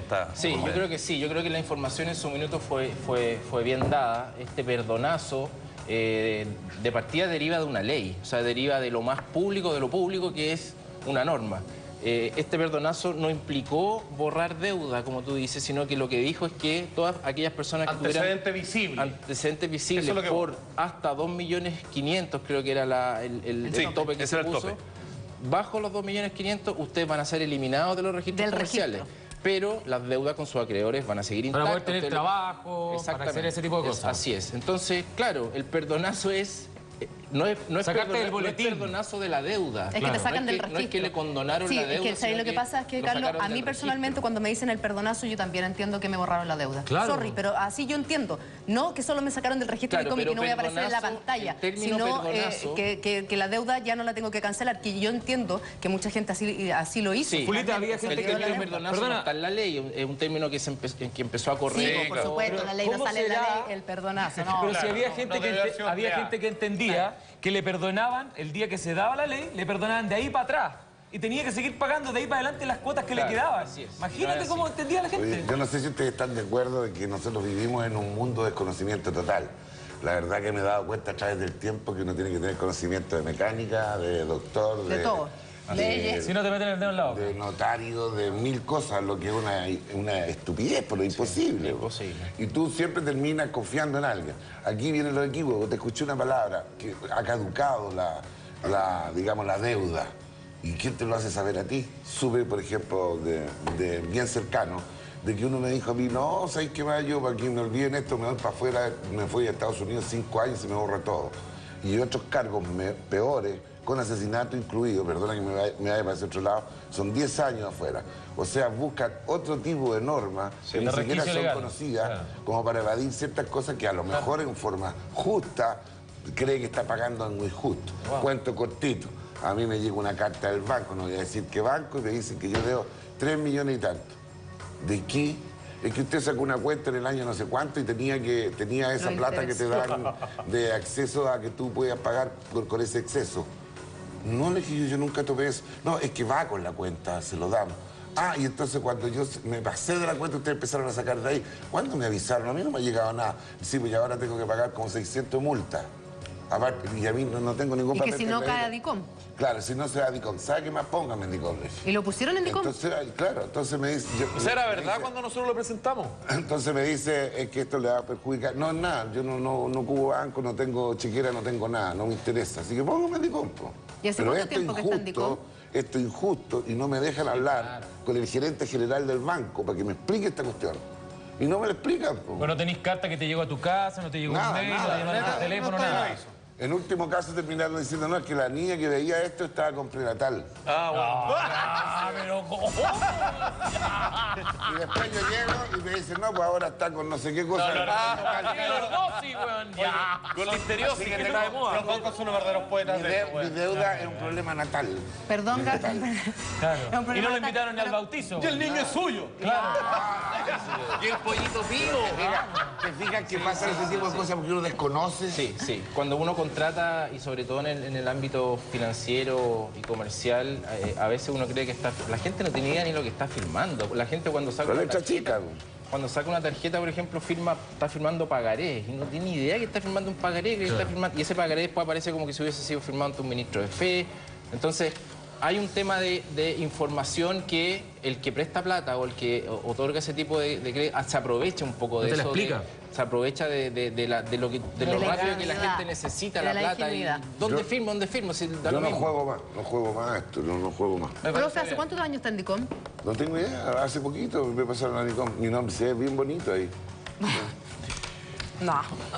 Bueno, la verdad que hay una información que ha generado muchísimo impacto y nosotros como Mañaneros nos quisimos hacer cargo y estamos investigando porque fíjense que la Policía de Investigaciones está investigando a una secta que habría quemado a un niño en un supuesto rito de sanación. Se está investigando, por supuesto, la posibilidad que se trate de una secta, ¿no es verdad? Como señalábamos, el líder de esta secta sería el padre de este pequeño, y estaría involucrado justamente en su asesinato. La PDI de la Quinta Región intentó allanar este lugar, este tipo habría escapado. Los detalles los tenemos con el periodista de Hora 20, Francisco Sanfurgo, quien se encuentra en la Brigada de Investigaciones Especiales de la PDI, la VIPE. ¿Cómo estás, Pancho? Buenas tardes. Buenos días. Hola, ¿cómo están? Es un caso bastante macabro. La verdad es que yo creo que debe ser el primero, si no uno de los pocos casos de sectas satánicas en nuestro país con sacrificios humanos. Lamentablemente en este caso el sacrificio fue de una guagua de apenas 2 días de nacida y que era hija de una de las mujeres que pertenecía a esta secta, que era una de las tantas mujeres que tenía el líder, como dices tú, que está prófugo hoy día, lo están buscando y participaban en esta secta e hicieron Pancho, en pantalla está precisamente la fotografía del supuesto líder de esta secta que está siendo buscado por la PDI ya que se encuentra prófugo y se llama Ramón Gustavo Castillo Gaete. Sale hasta el RUT y la fotografía de este hombre que está siendo buscado por ser supuestamente el líder de esta secta. Y este crimen quedó descubierto la semana pasada recién, Francisco. Homicidio calificado. Claro, ahí lo dicen bien ustedes, homicidio calificado. Aquí hay varias cosas. Esto ocurrió en noviembre del año pasado. Cuando nace esta guagua, sale al día siguiente del hospital de la clínica Reñaca y no fue inscrita en el registro civil, quedó como NN, lo que ya es sospechoso. Hoy día sabemos que el sistema es casi automático. Van y te entregan el formulario en el hospital, ¿no es cierto? Y tú tienes que ir a un registro civil a inscribirla. Bueno, esto no sucedió. El tema es el siguiente, porque el líder que dirigía esta secta, que eran 12 personas, tenía un poder de convencimiento muy grande. Además utilizaba la ayahuasca, que es una droga muy potente, muy poderosa, que altera la conciencia de manera muy fuerte. Alucinógena, claro. Y les decía que esta guagua era el anticristo. ¿Y que por eso había que asesinarla? Claro, y que el 21 de diciembre, si esta guagua no estaba muerta en cierta forma, iba a quedar una debacle mundial que iba a acabar con el mundo, pero de una forma, el psicólogo que pedía explicaba que amenazaba la figura de alguien que se cree Dios, que es este personaje. ¿Es efectivo que la PDI de Quilpué intentó allanar justamente este lugar y que este hombre que mostrábamos en la fotografía recién escapó de ese lugar y por eso está prófugo? Ahí está la imagen. Es en parte correcto. Los allanamientos fueron en otros lugares porque el rito específico del sacrificio fue en el fondo Los Culenes, en el sector Coyihuay, que es un fondo que tiene un dueño que vive en Estados Unidos, que por casualidad se conoció con el líder de esta banda y se lo arrendaron. El líder, ojo, el dueño del fondo, perdón, no tiene ninguna relación con la secta, les arrendó el campo. Francisco. Sí, dime. Por los primeros antecedentes, ¿se puede saber qué tipo de secta era esta? No está claro todavía qué tipo... ¿a qué me refiero? No se sabe si era una secta religiosa, si está basada en alguna creencia específica. Francisco. Si se sabe que... Sí, dime. Yo quizás lo puedo deducir, que hemos tocado este tema en diversas oportunidades. Ellos, si no me equivoco, se hacían llamar... Altares de la Luz. Altares de la Luz. Como todos bien sabido, Antares, que obviamente... Altares de la Luz era él. Exacto, que es la estrella, digamos, más brillante de la constelación de Escorpio.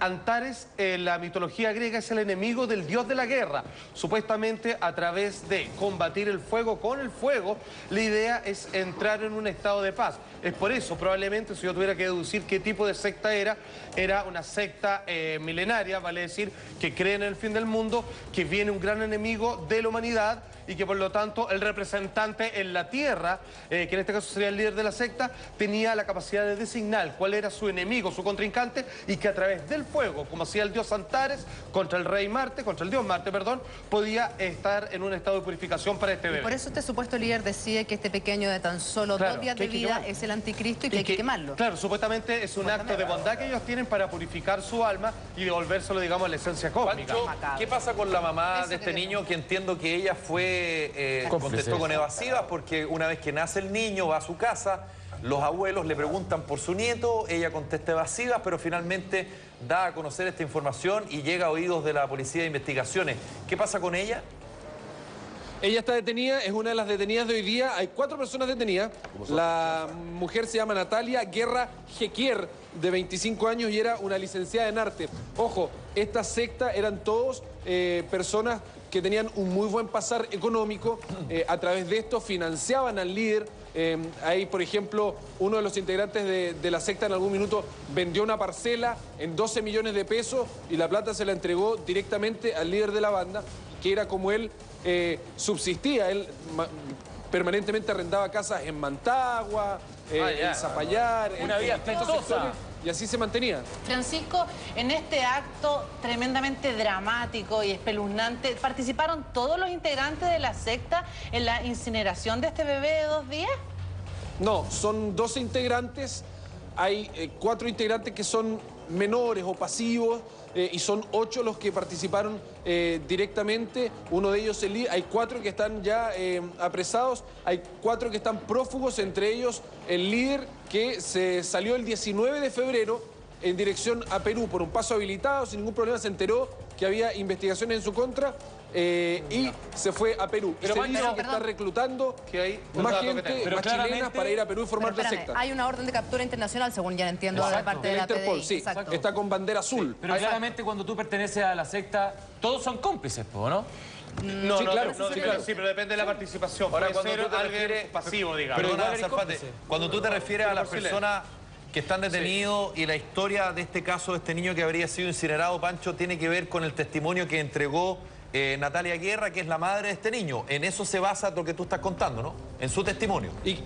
Y que entregaron el resto de los participantes detenidos también. Exacto, mira, hay un dato que no es menor. Fíjense que en la antigua Grecia, cuando obviamente los grandes, digamos, sabios, por así decirlo, que acudían a los oráculos para entender cuando sus ejércitos debían atacar o no, algo que se veía mucho en la película 300. Fíjense que una de las deidades, que obviamente que era un círculo aparte, que era precisamente Antares, tenía la siguiente creencia, y era que si bien una persona estaba maldita, nacida en posesión, por ejemplo, por el dios de la guerra, que es Marte, que era el enemigo de Antares, se le quemaba, se le entregaba a los dioses y debían conservar parte de sus restos que tenían que ver con productos, digamos, con el proceso reproductivo de la persona. Y eso me coincide perfectamente porque, según su creencia, el espíritu se purificó y ascendió y parte de los huesos debían ser enterrados, que es lo que representa la Tierra, creándose una conexión con cielo y nuestro planeta. Y tengo entendido que encontraron un trocito de la cadera de este niñito como parte de los restos que sufrió al ser incinerado.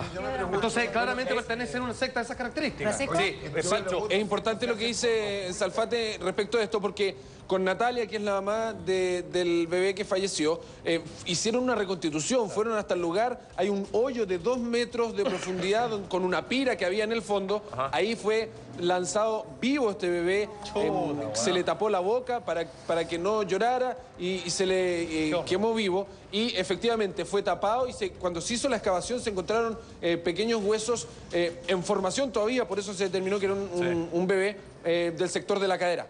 Pancho, te agradezco este contacto desde la VIPE, la Brigada de Investigaciones Policiales Especiales de la Policía de Investigaciones. Mantente en ese lugar, en cualquier momento volvemos contigo. Ahora, muchas gracias por este despacho, Pancho. Gracias, Pancho. Ojalá hubieran sido mejores noticias. Exacto. Chao, chao, gracias. Salfate, ¿sabes qué? A mí, a Jenny también y a muchos de nosotros que somos padres, nos cuesta entender cómo alguien puede llegar a convencer a la madre de un pequeño de 2 días de vida a quemarlo. O sea, de verdad a mí personas terriblemente carismáticas que se apropian. A veces, ojo, hay que entender que muchas personas que pertenecen a una secta, que son elegidos de Dios, dicen tú eres especial, tú no eres comprendido, ven para nosotros, no necesariamente son personas ignorantes, digamos, huérfanos de escuela, sino algunos con preparación hasta incluso profesional. Lo que sucede es que sencillamente adoptan la vulnerabilidad de esta gente que por el hecho de querer creer en algo, de sentirse especial, son elegidos por esta secta. Y hay que entender algo. Todas las sectas, hasta lo que yo tengo memoria, siempre apuntan a una sola cosa, y es que el líder tenga un verdadero harem que pueda abusar de todo, incluso hasta de los participantes masculinos, niños incluidos, hacer lo que él quiera. Es una vil excusa en donde se siente el representante de la divinidad, elegido obviamente desde los cielos, y que claramente nadie puede poner. Es una jerarquía completamente vertical, y esto se tiene que acabar ya, porque claramente no puedes entregar tu vida, y menos la de tu hijo, que supuestamente la madre piensa que le estaba haciendo un favor a su pequeño. Claro, que su pequeño era... No olvidemos de que esto se repite a través de la historia, pero por cientos y cientos de años. Hitler, el poder de convencimiento lo llevó al poder de él. O sea, jugó con 2 poderes. Y lo mismo pasa con Lenin y con muchos más. No estoy hablando ni de política ni nada, estoy hablando de una verdad, digamos, mundial. A mí me llama la atención que una secta de este tipo, y por eso le quería preguntar a Francisco, no alcancé, si esto lo hacen en términos ocultos o en términos abiertos. Porque en términos ocultos, evidentemente, nosotros recién podríamos estar descubriendo algo que así se hace en este país y que aparentemente fuera a hacer todo en el extranjero. ¿No? Tú ves que aquí también ocurre un hecho lamentable como esto. Profesor, usted me ha dado el pie, porque fíjense que la cantidad de sectas que hoy por hoy existen en nuestro país son por montones. Y ojo, quiero aclarar algo. Esta es la primera vez que se descubre que hubo sacrificio humano, más se entiende que no es la primera vez que se haya realizado. Existen otras sectas en Chile, se han desmantelado varias, pero hay otras más de las que tengo conocimiento, y me interesaría conversar respecto a ello y cuáles son los pilares de la secta. Todo esto sin falta, a la vuelta de unos comerciales muy pequeñitos, y hay harto que debatir. Dato que tengo para la vuelta también. Oye, una pausa y ya volvemos.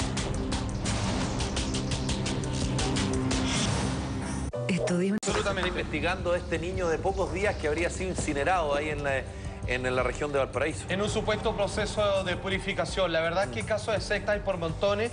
Y amigos míos, me gustaría por favor citar a uno de los seres humanos más horrorosos que ha pisado la tierra, Charles Manson, que él asesinó a los amigos, incluido a la actriz Sharon Tate, y que ella, estando embarazada de 9 meses, le sacó la guagua de su propio vientre y se la mostró como parte de un rito satánico. Este hombre, que todavía está en la cárcel, dice lo siguiente para que entiendan cuál es el proceso de no mediación entre una jerarquía donde yo soy la verdad, mando y todo lo demás. Dice Charles Manson, abro comillas: si me miras desde arriba, ves a un idiota, claramente, porque no resisten análisis. Sin embargo, si me miras desde abajo, ves a un Dios, que es donde intentan colocar a aquellos que se unen a su secta. Y si me miras de frente, te ves a ti mismo. ¿Cuánta verdad tiene este hombre cuando se refiere a que cuando uno ve al líder de una secta, está viendo sus carencias y está buscando un padre, un líder espiritual que no pudo encontrar en otra cosa? Ahí es cuando yo cito al escritor Chesterton, que decía, el problema de dejar de creer en Dios no es que no creas en nada, sino que eres capaz de creer en cualquier cosa. Y ahí es donde entran estos tipos que vienen de alguna manera a paliar la necesidad de un contacto con la divinidad. Sí, quiero dar un tips a propósito de eso y de la edad que se habla del niño. Que habría tenido 2 días de vida. Que habría tenido 2 días de vida. No. Si el niño tiene, sí o sí esto es un crimen o va a ser tratado como un homicidio, pero va a haber una discusión si es que se va a tratar como parricidio o si se va a tratar como infanticidio.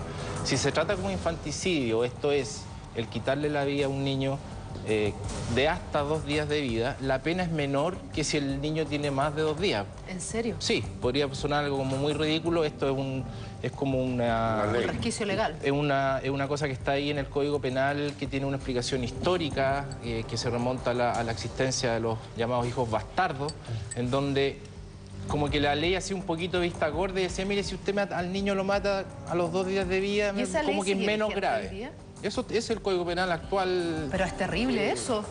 O sea, es terrible, por eso que puede haber, claro, desde luego, tiene una lógica tiene que haber habido ahí a lo mejor alguna forma, porque la pena es considerablemente más baja. O sea, si se trata de un infanticidio, ahora, la pena llega hasta 10 años. Y en el otro caso puede ser presidio perpetuo calificado. ¿No cuentan los detalles de cómo murió este pequeño de alrededor 2 días? ¿No cuentan, por ejemplo, que haya sido quemado? Sí, o sea, por supuesto. Que fue agravante. Por supuesto que esta figura va a tener agravante, que el Ministerio Público a través de la inteligencia lo va a demostrar. Ya, desde luego, al ser parte de un rito y todo, ya hay una premeditación. O sea, ya ahí hay un agravante. Oye, yo pensaba sí. en todas las personas que están en este momento en la casa escuchando esto, me gustaría que les quedara claro que hubo uno de los grandes problemas estudiados posteriormente, que es el acto de la obediencia. Cuando llega alguien a cumplir, a ser del no jefe, cuestionamiento. Claro, porque no hay fundamentación, no se preguntan los por qué. Cuando tú ya crees en alguien, abusar de la fe. Lamentablemente él está abusando, ¿cierto?, del poder.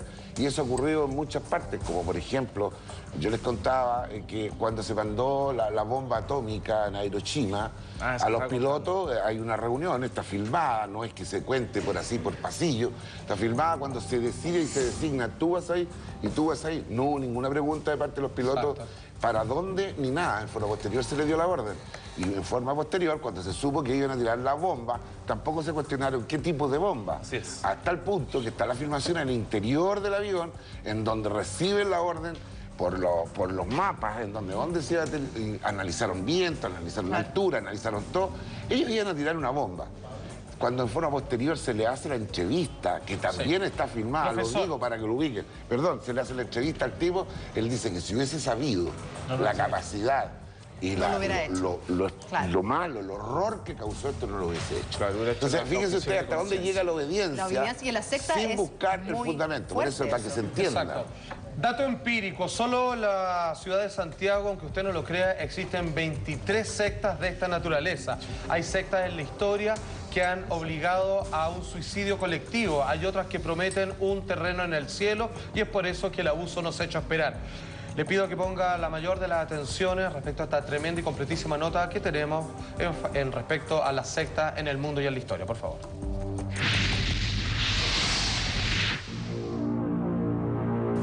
Dicen ser comunidades ecológicas, otras simplemente se definen una familia y otros profesan extrañas pseudo-religiones. Tienen muchas caras, atraen adeptos y muchas veces también terminan en el ojo mediático cuando un accidente o una casualidad termina con la muerte de uno de sus miembros. Son las sectas, viven ocultas, se multiplican mes a mes y están por todas partes. Una de las sectas más importantes es la cienciología, que tiene adeptos por todo el mundo y que no la reconocen como tal. Sin embargo, los que lograron escapar de ella revelan impactantes hechos vividos en la comunidad. En Chile hay alrededor de 500 personas que practican la cienciología, como importantes abogados, empresarios y exoficiales de la Armada. Sin embargo, no hay un registro ni sitio oficial de adeptos por el hecho de ser personas muy reservadas respecto al tema. El año 1978 se llevó a cabo el suicidio en masa más grande de la historia en Estados Unidos, cuando el fundador de un culto religioso, James Warren, llevó a sus feligreses a la selva guyana para que todos murieran juntos. Los hombres de la secta habrían estado involucrados en la muerte del congresista Leo Ryan, por lo que eran perseguidos por la CIA. La secta, en apoyo a sus compañeros, se envenenaron para que todos descansaran en paz. Finalmente murieron 913 personas, entre ellos niños y el líder James Warren. Son aquellas personas que obviamente tienen problemas para adaptarse al mundo real en el cual viven y buscan subterfugio a través de estas organizaciones donde en el fondo queda claro que ellos tienen un problema en la sociedad en la que viven o en la comunidad en la cual se relacionan y por eso buscan estos grupos entre comillas especiales que los acogen en el fondo y los entienden de acuerdo a su problemática. En nuestro país no han faltado los casos, basta recordar el que se destapó el año 1995 y que fue incluso el primer hombre que practicaba la poligamia en Chile. Es el del famoso profeta de Peñalolén, Hugo Muñoz, quien tenía 6 mujeres, ya que su misión era la de purificar a través de las relaciones sexuales las almas de las mujeres y salvarlas. El año 2007 se investigó a la autodenominada Comunidad Ecológica Cristiana de Pirque, luego de que muriera una joven madre meses después de sufrir anemia por dar a luz y sin atención médica, siendo enterrada en el patio de la parcela. La líder de la supuesta comunidad religiosa era la argentina Paola Olcese, quien después de someterse a exámenes psiquiátricos se determinó que sufría una psicosis mística, por lo que no hubo imputados. ¿Con qué fin se conforman las sectas?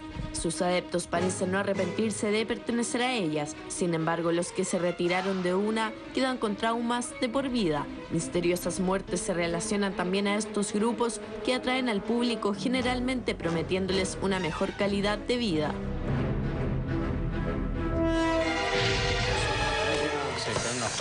Oye, de hecho es tan poderoso que algunos líderes de sectas emblemáticos, ¿cierto? Como el profeta de Peñalolén, que siempre apuntan a una iconografía establecida, obviamente, por el sistema que todos reconocen como el líder espiritual, que es un tipo con una barba copiosa, que camina lento, digamos, que como que mira profundo y toda esa movida. Y con un báculo. Exactamente, que las mujeres que en algún momento lo abandonan, estoy hablando del líder del profeta de Peñalolén, terminan volviendo porque la fuerza de la costumbre, de la medida en que él acoge, en donde les da un resguardo, les da una vida. Les acomoda. Exacto, porque lo que hace es robarle la voluntad y la posibilidad de seguir accionando, obviamente, en lo normal. Digamos. ¿Hay personas que son más vulnerables que otras para caer en este tipo de secta? Piensa tú que a veces hay familias tremendamente bien constituidas, pero donde hay un hijo, entendamos como el síndrome del hijo del medio, en donde no tiene, digamos, claro, no es el centro de atención particularmente, y que finalmente ellos tienen algún talento que los demás, según él, no logran captar. Es ahí donde él, obviamente, le echa el ojo y le dice: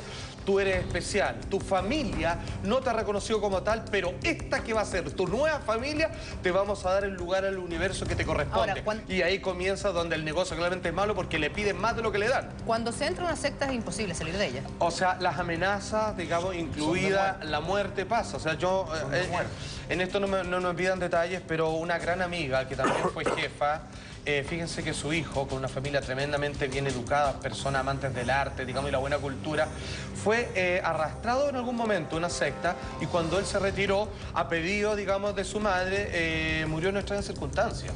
Entonces, claramente, el estado de amenaza lo hacen probar. Ahora, yo creo que dentro de las sectas, las más bravas son las de carácter satánico, porque se permiten una cantidad de licencias que incluyen sacrificios. Parten con animales y luego no se entienda que no partan, obviamente, terminen, perdón, con sacrificio humano, como es lo que ocurrió en Chile.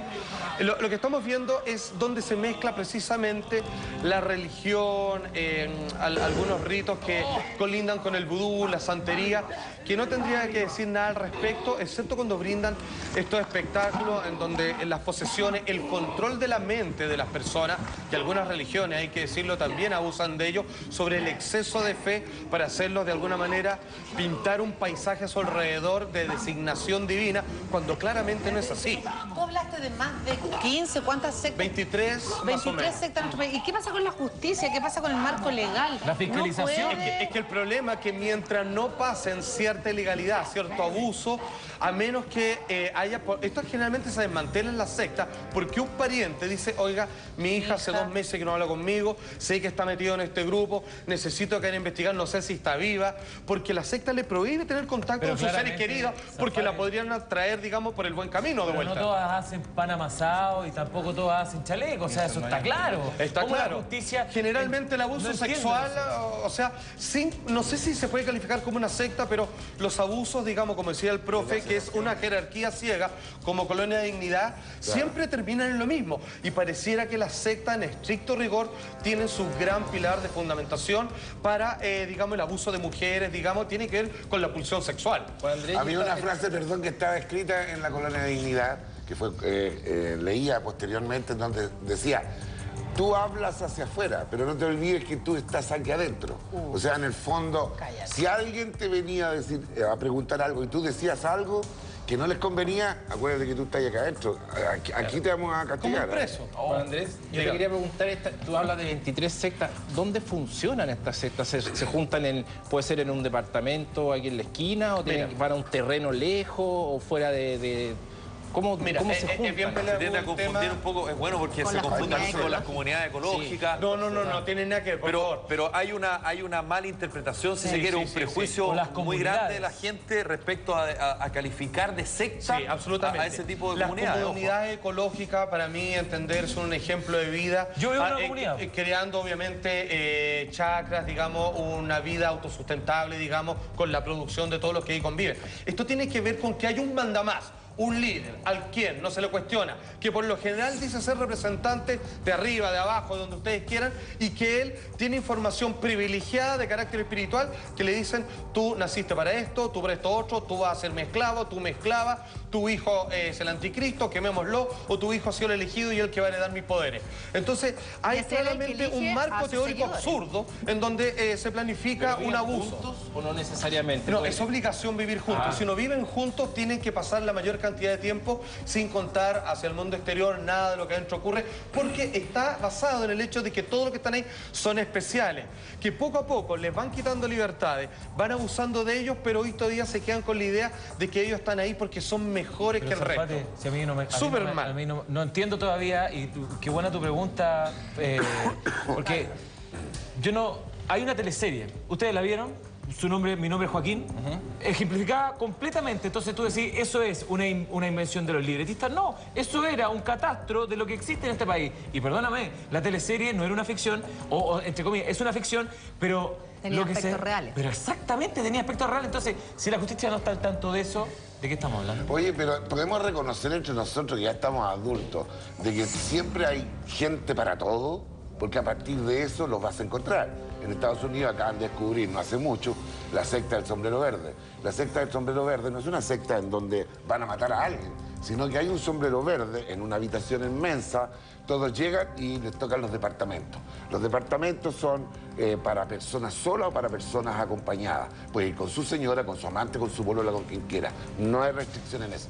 La gracia es echar las llaves al departamento, se apagan las luces, hay un ritual con velas, con baile, con todo esto, y después tú sacas la llave y al que te tocó, te tocó. O sea, tú te puedes acostar con la de allá, con la de acá, y de ahí la pulsión sexual es el motor de la secta. Está firmado. Hay un líder que dice: usted firma acá y usted no puede ir a hablar nada porque no ha pasado nada. Ahora, contestando... Una secta de sexo. Contestando la pregunta del abogado, fíjense que en todos casos se da.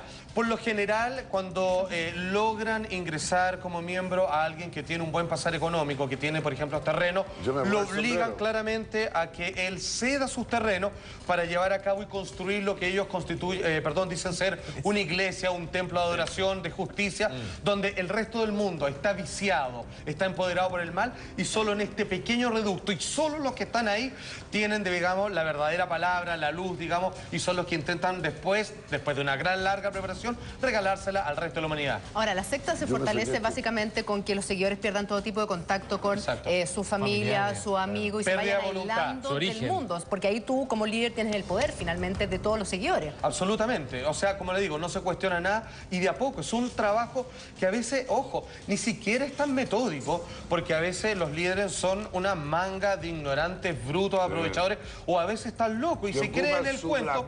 Claro, son carismáticos. Basta que llegue una persona que le pegue en el hombrecito a otro simplemente porque ha estado dejado de parte de su círculo familiar o que no es reconocido con el cariño que corresponde por su grupo de amigos, y viene otro, lo toma y es adoptado y el otro se deja adoptar. ¿Tú te acuerdas de Chile Works?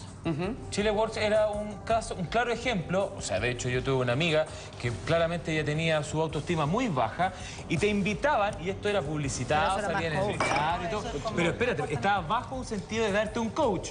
Pero al final se fue descubierto como un camino a ser una secta. Oye, yo no sé por qué no vivían juntos. Yo conozco mucha gente que llegó a ser líder de... No vivían juntos. No califican. Me pregunta nuestro director, ¿el tema de la barba larga tiene alguna connotación? ¿Tiene algún significado? Son símbolos. Absolutamente.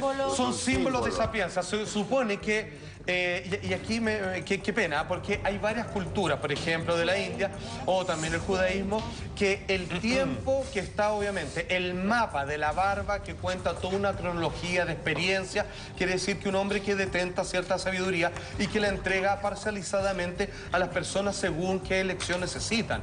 Pero estos hombres simplemente se están colgando de una imagen que viene ya desde el Renacimiento, con los antiguos próceres, digamos, de los profetas, obviamente de los padres de la liturgia, del Pentateuco, si cito la Biblia, o incluso de otros sabios de la India. No hay sabios sin barba, dice la historia, porque viene en la época también de Leonardo da Vinci, que aquellos que tenían muchos conocimientos, mucha sabiduría y que además la aplicaban al resto, se dejaba crecer la barba porque para ellos era una pérdida de tiempo afeitarse. Es solo por eso, exactamente. Y algunos dicen que tienen un cierto poder de energía que se acumula, pero eso ya es otro factor. En el otro contacto que tuvimos con nuestro periodista del Departamento de Prensa también se hablaba de la presencia de droga alucinógena, como el caso de la ayahuasca. Esta planta que es utilizada medicinalmente en el Amazonas para rituales, sanación chamánica. ¿Tiene que ver también el uso de alucinógenos de gran potencia que hace que la gente pierda también un poco la absolutamente. conciencia? A ver, hay que entender que las drogas conocidas como drogas sagradas o plantas sagradas son utilizadas, digamos, de forma tradicional y milenaria por ciertas tribus, como el peyote, San Pedrito, pero que lo usan generalmente como ritos de iniciación en el paso a la adolescencia, controladas y guiadas por una persona que tiene una fuerte experiencia al tema. Tomarla porque vaya a empezar a ver colores, demonios y todo lo demás, finalmente vaya a entrar en una volada, y en una mala volada, en donde termináis viendo, digamos, el anticristo dentro del cuerpo, un bebé de 2 días, y que según ellos le van a hacer un lindo favor tirarlo a las llamas. Sin embargo, nos acaban de llegar. Tenemos nuevos antecedentes respecto a esta última secta desmantelada en la 5ª región de Chile, en nuestro país, y que terminó arrojando las llamas a un bebé de tan solo 2 días. No se despegue nuestra sintonía porque tenemos los últimos antecedentes al respecto. Una pausa y ya volvemos.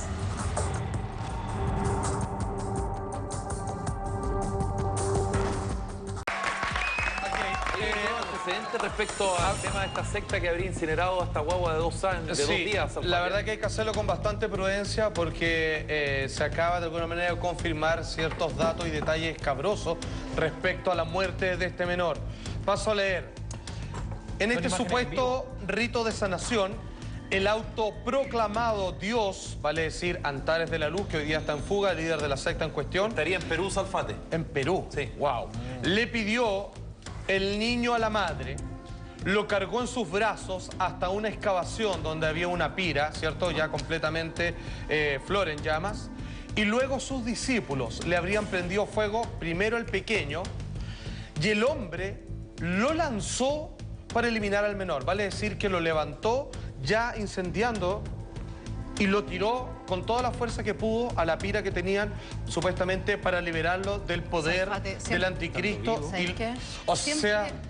Siempre se dice que la realidad supera la ficción y en este caso claramente es escalofriante. Yo no puedo entender a una madre, a un padre, a un líder, a un ser humano que pueda ser capaz de asesinar de esta manera tan terrible, tan miserable en el corazón. Tienen que haber sido esas personas para llegar a esto. ¿A qué penas puede arreglar un líder de una secta que llega a ser esto claramente un peligro para la sociedad, Carlos. Sí, desde luego. Eso que tú decías vivo, ¿no? Todo esto... Sí, todavía estaba vivo. Mientras gritaba el pequeño que estaba en llamas, viene y lo arroja. Claro, y no te la boca para que no... Exacto, para no tener que escuchar los llantos. Sin prejuicio de defender a nadie, lo habría arrojado. Por eso está la investigación. Y ahí, Carlos, donde se cruzan los datos, porque no vaya a ser cosa que haya sido la madre la que lo arrojó. Y de alguna manera el tipo termine zafando judicialmente o penalmente. Y ahí, ¿cómo tú de alguna manera puedes demostrarnos, verdad, que esta mujer finalmente se enceguece con la capacidad de control y de convencimiento de este líder? Porque finalmente, ¿qué? Al líder, ¿de qué lo van a achacar? Si es que él finalmente se comprueba que no lanza la guagua. O que es demente. Es complejo, ¿no? Es complejo. El primer deber de cuidado lo tiene la madre. O sea, la primera responsabilidad directa, desde luego, que la tiene la madre. Y te preguntaba el tema si es que estaba vivo o no, porque puede que si le quitaron la vida antes de las 48 horas, estamos en esta figura más suave.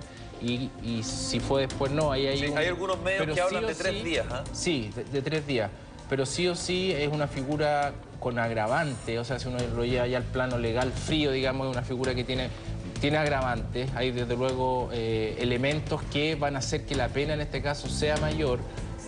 Me imagino que para el Ministerio Público este caso es un tremendo desafío porque... Por lo mismo que tú decías tú, Juan Andrés, no debe ser tan fácil poder investigar y llegar como a las ideas que hay detrás, a la forma como se funciona. Me imagino que quienes forman parte de una secta deben proteger. Son muy críticos en lo suyo. Ahora, el dato que no deja de ser menos escabroso es que, hasta lo que se entiende, la madre obviamente está a punto de dar a luz, es llevada de urgencia a este hospital. Tiene a su bebé que nace sano, ya fue declarado así, nace sin ningún problema este pequeñito. Ella lo toma y sale prácticamente corriendo. No queda en el registro civil. No lo registra y este niño sin nombre sale corriendo junto con su madre, que lo lleva, se lo pasa al líder, que se puede llegar a entender que es el padre del pequeño. Así es. Y obviamente, ¿cuál es la motivación? Este tipo que quiere seguir teniendo un control sobre los adultos, sobre las mujeres y abusarlas en forma repetida. Tener una guagua, tener un hijo es un cacho para él y no se le ocurrió nada mejor que decir ese niño que ya llevaba en el vientre hace hartos meses el anticristo. Así que apenas nazca, lo vamos a quemar y lo vamos claramente a asesinar con la excusa de un estado de purificación. Oye, pero está claro que esto está premeditado. Sí, está clarísimo. O sea, hay toda una preparación. Tuvieron 9 meses para pensarlo y ya estaba decidido lo que iban a hacer con el bebé. Justamente los 2 días, el que no haya ningún papel que acredite, ¿cierto?, el nacimiento. O sea, va todo, conduce a que vamos a hacer esto. Sí, y también ¿Sí? alevosía, porque hay un ensañamiento. La alevosía dice relación y el ensañamiento con aumentar el dolor de la víctima más allá de lo racional, dentro de lo terrible. Entonces, quemar a alguien así vivo, digamos, es... Llama más la atención todavía que todos estén de acuerdo, porque una cosa es tener un líder y siempre nosotros tenemos la esperanza, los que no estamos, digo, los que podemos llegar a entender lo malo y lo bueno, tenemos la esperanza de que alguien se arrepiente y diga, no, yo no puedo hacer esto o yo me voy. Claro. Está muy... La historia nos dice... Existieron muchos malos, por así decir, pero hay uno de todos estos malos que en algún momento dice, no, yo no sirvo para esto, me voy. Pero ahí tiene que ver con lo mismo que decía usted, profesor, de que hay amenazas también. O sea, yo creo que debe haber gente que se quiere bajar del carro, pero que lamentablemente no puede. Exactamente. Bueno, esta secta está siendo investigada por la Policía de Investigaciones, como señalábamos. Hay 4 personas detenidas, ¿no es verdad?, porque se habría asesinado a una guagua de 2 días, dicen algunos, 3 días, en Coyhaique, en la región de Valparaíso. El padre supuesto de este bebé y que sería el líder de esta secta habría escapado a Perú, es la información que tiene la Policía de Investigaciones. Su madre es una de las personas que está justamente detenida en manos de la Policía de Investigaciones. Vamos a continuar hablando de este tema, pero antes Alfate nos tiene algo muy importante que contar. Sí, señores, una pequeña pausa de bondad y buenas noticias porque les cuento que los productos de la línea Armonicencia han traído directamente de la India la moringa ancestral, la verdadera, que junto con todos sus productos ayuda a combatir el cansancio. Les cuento además que es un tremendo antioxidante y antiinflamatorio que cuida de tu salud vascular, repara y sana también tus tejidos. Mucho ojo, moringa, cápsulas que tengo aquí en mi mano, moringa té también y moringa concentrada. Es en polvo también un complemento alimenticio que aporta nutrientes esenciales para tu cuerpo. La moringa Armonicencia es también una inigualable fuente de salud, como diversos estudios así lo han demostrado, utilizada por connotados líderes mundiales a la hora de combatir enfermedades tan tremendas como es el cáncer. De todo Chile, comuníquese ya al teléfono 2639-1139 y por favor visite la página de armonicencia.cl, porque Armonicencia es salud, vida en equilibrio. Grande moringa. Excelente consejo, señor Saifate, muy buen consejo. Pero usted hablaba de 23 sectas. 23 sectas, que algunas que claramente no han sido descubiertas. ¿Y por qué no son descubiertas?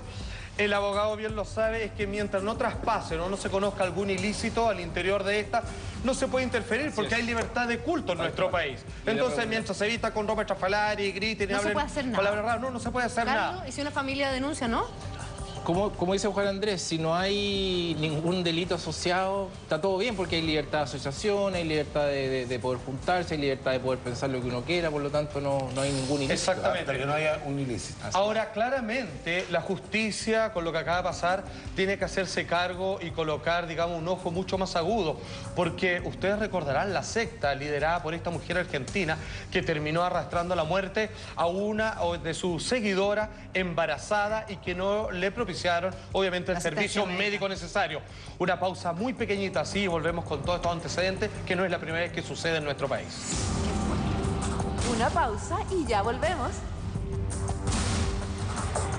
Bueno, Chile aún recuerda el nombre de Paola Olcese, mujer de 36 años, nacida en Argentina, ex modelo, quien Pirque tenía una secta, según ella, de características cristianas, de características ecológicas, pero que finalmente mantuvieron durante 9 días muerta a una de las mujeres parte del grupo, que obviamente al no poder ser atendida por médicos, obviamente profesionales, terminó con un problema de embarazo y fue enterrada en la misma localidad, por lo que tuvieron que exhumar el cuerpo para entender, digamos, todos los detalles que significó de el ostracismo que incluyen, obviamente, estas logias en donde tratan de desvincularse con el mundo real y donde solo y gracias, porque esto siempre ocurre por lo general así, es que un pariente, echando de menos a esta pobre mujer, exigió a las autoridades que querer ver cómo andaba ella al interior de esta secta y finalmente descubrir que llevaba 9 días muerta simplemente por no recibir la atención necesaria.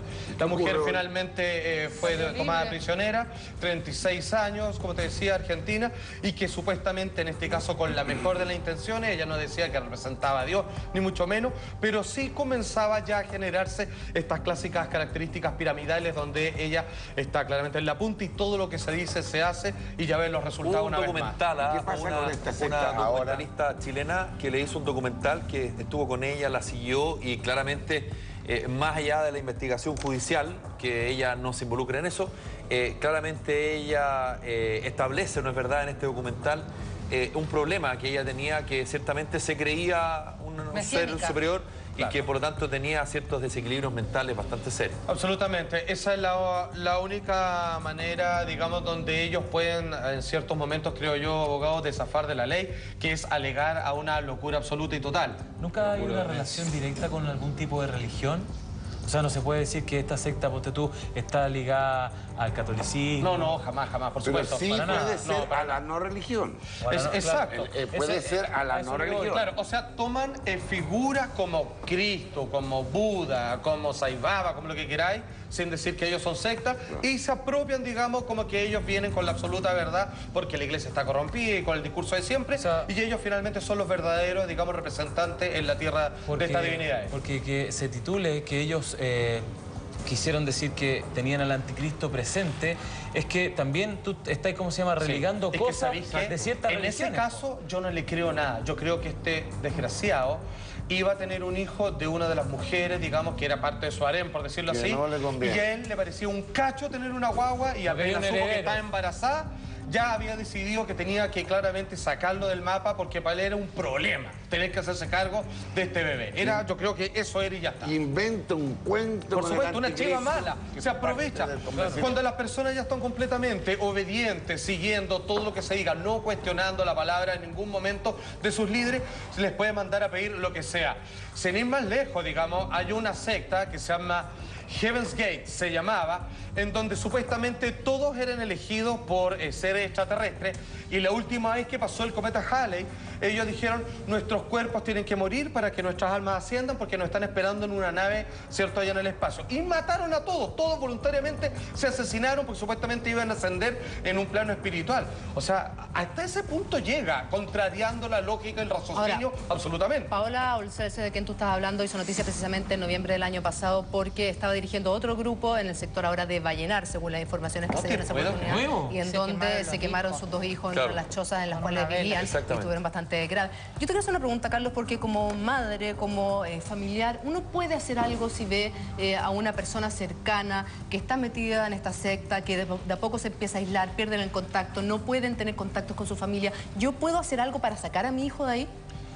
Legalmente. Siendo que son mayores de edad y todo. Es complejísimo el tema porque prima, claro, si se trata de un menor, desde luego, porque si no lo haces incluso puedes estar haciendo la pecando por omisión, digamos, por no ser... Pero solo los 18 estamos sonados. Pero claro, habiendo mayoría de edad, ya ahí se echan a andar todas las libertades en todos los ámbitos, desde la libertad de sufragio hasta... Pero si tú demuestras que él no tiene libertad de poder salir de ahí, porque está bajo amenaza, porque no está con todos sus cabales, porque finalmente sigue ciegamente a este líder. Claro, ha habido un dominio psicológico. Ha habido casos en que lo que se ha hecho, y como una forma si bien oblicua de llegar al tema bien por el lado, es que, por ejemplo, en el caso que tú dices, padres o madres o familiares cercanos han presentado recursos a la Corte de Apelaciones, recursos de amparo en el caso que no tengan idea de dónde están o que tenga que ver algo con la desaparición física, o bien recursos de protección, por ejemplo. Para hacer ingresos, porque esto califica de secuestro a veces.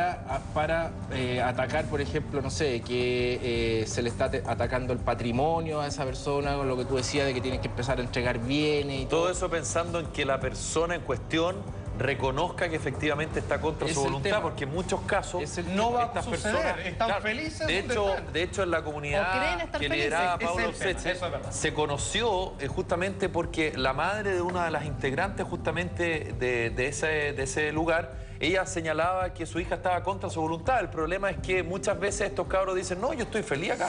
Y frente a eso, ahí sí que no hay nada que hacer. No hay nada que hacer legalmente. No, nada, porque es lo mismo que si una mamá que tiene un hijo que está en un reality adentro y dice, yo creo que mi hijo está mal ahí, no debería estar ahí, lo quiero sacar de ahí.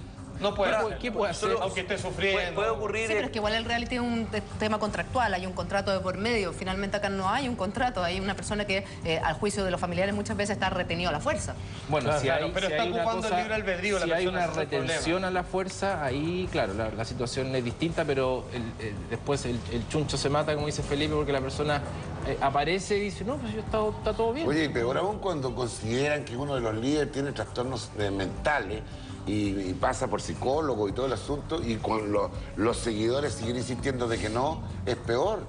Porque esos son los que se encargan a la defensa de quien fue acusado. Ahora, otra forma de atacar también las sectas es a través de las figuras de asociación ilícita, en donde hay que comprobar que varias personas se han puesto de acuerdo para cometer ciertos y tal o cuáles delitos.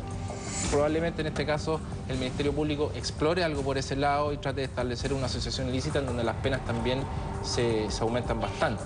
Exacto. Bueno, hay que recordar entonces que la Policía de Investigaciones está investigando la extraña muerte aparentemente de un niño, no está claro si entre 2 o 3 días de vida, que habría sido incinerado, quemado vivo en Coyhaique, en la región de Valparaíso, a cargo de un grupo de personas que pertenecerían a una secta satánica. El padre supuesto de esta guagua habría escapado, ¿no es verdad?, a Perú, porque está siendo justamente buscado por la Policía de Investigaciones. Ahí está la fotografía de él. Hay 4 personas que están detenidas, ¿no es verdad?, que habrían participado justamente de este proceder, incluida la madre, quien de alguna manera está detenida porque habría dado el consentimiento para que su guagua finalmente fuera asesinada. No está establecido exactamente quién fue la que quemó a esta guagua, porque esta secta de alguna manera, sobre todo su líder, consideraba que esta guagua era el anticristo. Ella había nacido, esta guagua, días antes, un niño, y no había sido debidamente inscrito en el registro porque ya tenían pensado hacer civil. esto. Claro, Natalia Guerra, la madre de la guagua, David Pastene, María del Pilar Álvarez y Carla Franci, quienes quedaron esta mañana a disposición del Tribunal de Garantía de Quilpué. Caso que, por supuesto, van a ser formalizados en el día de hoy, caso que va a continuar, y nosotros como mañaneros vamos a estar particularmente pendientes, primero, qué es lo que ocurrió exactamente y qué pasó con el líder de esta secta, que sería eventualmente el padre de la guagua y además quién lo habría quemado vivo. Una noticia realmente horrorosa. Pero lamentablemente se nos acabó el programa. Mañana le vamos a estar informando más acerca de este asesinato horrible, horripilante. Ya no hay calificativos para poder de alguna manera nombrarlo. Carlos, te queremos agradecer por haber estado esta mañana. Gracias, Carlos. Gusto. Queremos seguir invitándolo. Sí. Y, profe, como siempre, le queremos. Le queremos, usted sabe. Muchas gracias, Ivana. Muchas gracias por su sintonía, y ahora no se pierda porque viene Intrusos y nos vemos mañana. Con Gonzalo Feito, nos vemos mañana. Chao.